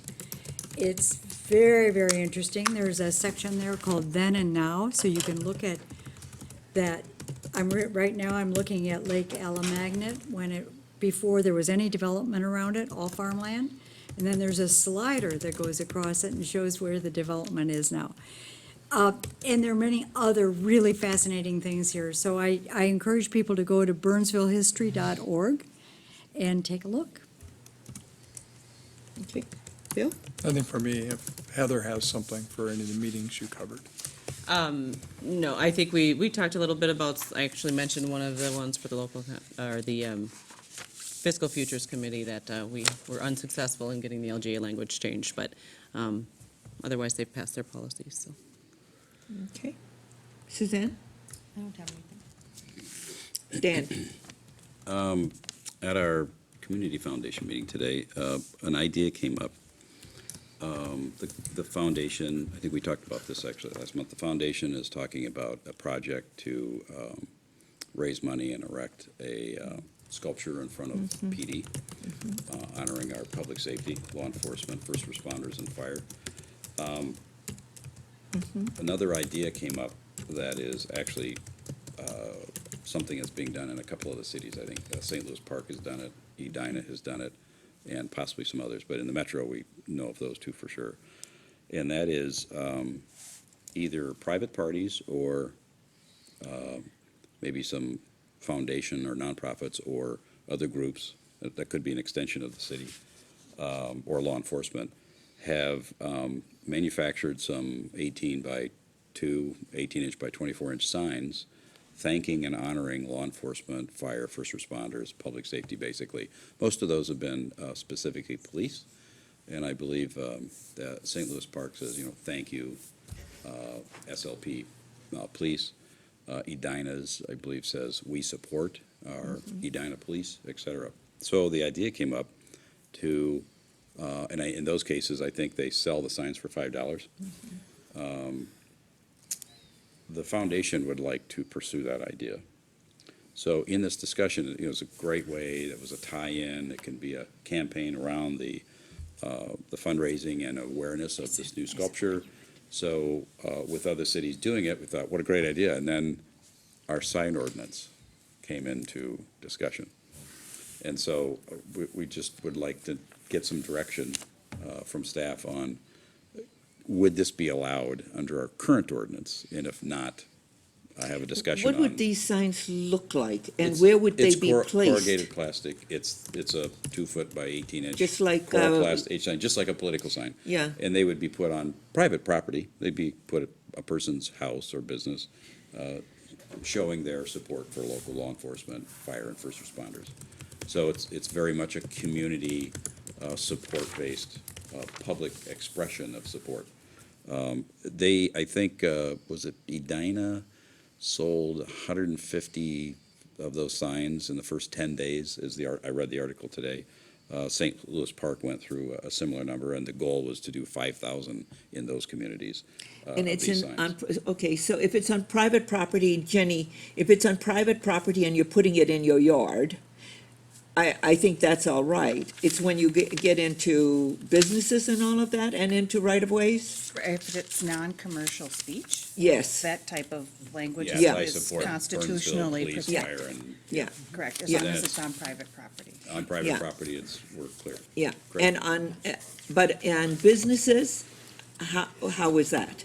If a business bought a sign, because now you have another sign, does it fall within our sign ordinance then? If it is, I don't remember the I code. would have to check, but I don't think so. I think Because it's that not types of permanent. signage is constitutionally It's not protected, commercial. no matter Yeah, where it's not it is. commercial, nor is it a permanent sign. It's, if it's corrugated. Correct. Yeah, Wonderful. Well, thank you. We'll pursue the idea yeah, as a because, yeah, foundation and eventually. just not hopefully in the assist them. right-of-way. Correct. On their private property. Stay away from the curb.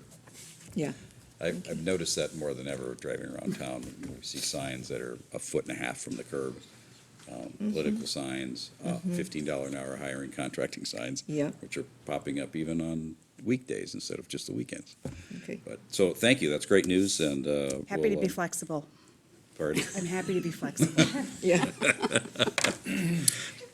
Thank you. And that was really the new business discussion at the foundation meeting today. And what was the other thing? Fire muster hasn't met. So that's, the foundation is really the only thing I had to report on. So thank you. Okay, very good.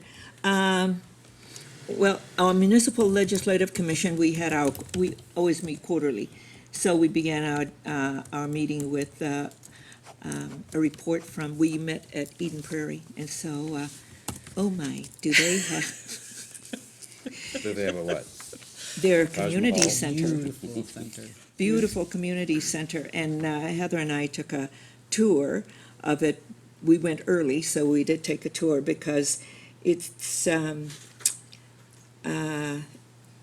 from the original phase to 3 phases, and it's just absolutely gorgeous with regard to all of their health equipment, their swimming pool, the studios for exercise, and it was packed. And they have Lifetime and other Sure. for-profit. Yeah. But it was really wonderful. And then we moved into our business discussion, and that had to do with beginning the discussion for our legislative agenda. And we approved the firm to continue the work for us, Messerly and Kramer, Tom Pohl, to continue to represent us. And I think those were the major things that came up, but we're going to begin our legislative agenda. Anything else? Heather? Madam Mayor, was it helpful for folks to have them here tonight? Absolutely. I Yeah. thought it was Was it, great. I mean, we just, Yeah. we thought we'd try something new. Sure, no, Yeah. I thought that was wonderful. It was a more global perspective. We can get some feedback of Yeah. what they've seen. state And then, of level course, other they, cities. yeah, for Oh, me, that they was now great. understand what we're doing, and Absolutely. because we share our legislative agenda with them, Mm-hmm. but it's good for them to come and see all of us together and to understand. In a different setting. Yeah. Right, I agreed. They like to hear your discussion, so Yeah. I thought it was helpful for them, and so Yeah. if that's okay with Sure, they folks love with looking me. at council comments. Yeah. Yeah.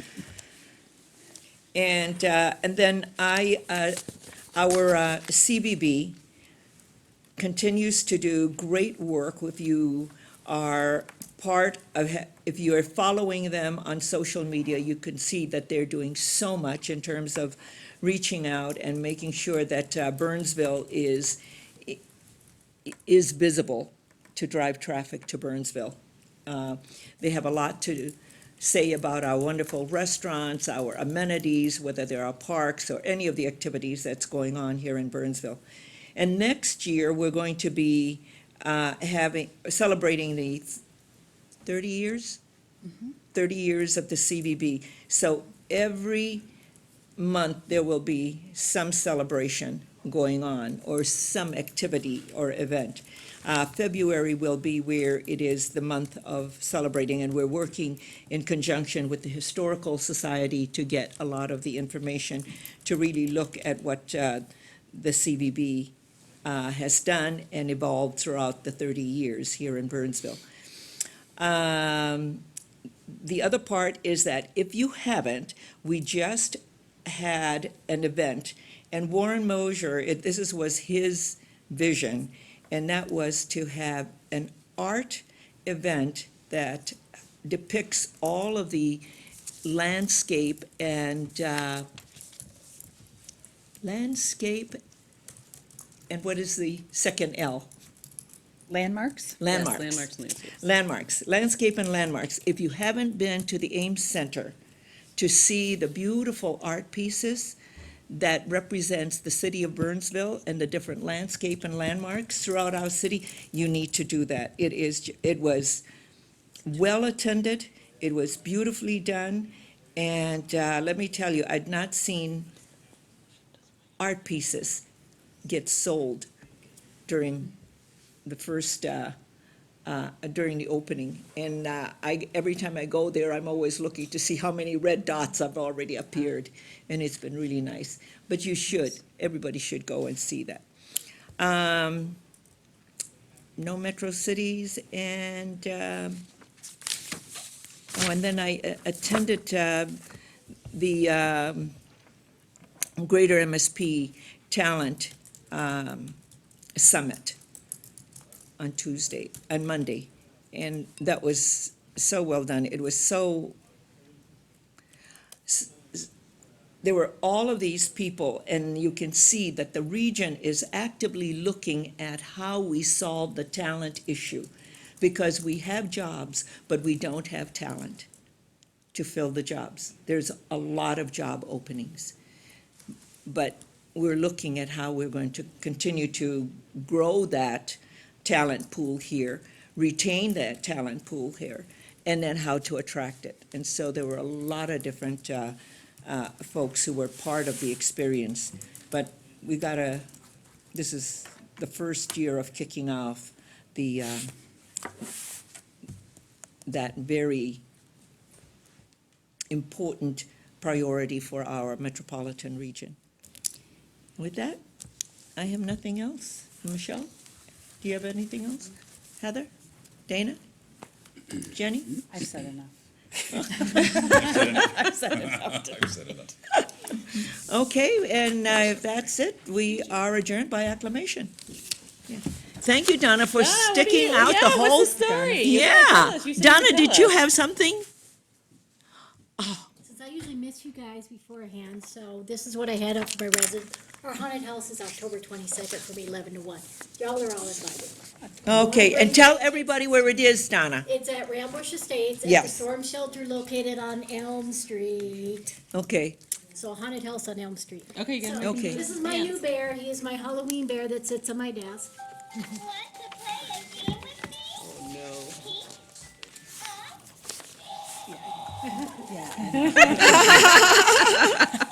oh, cute.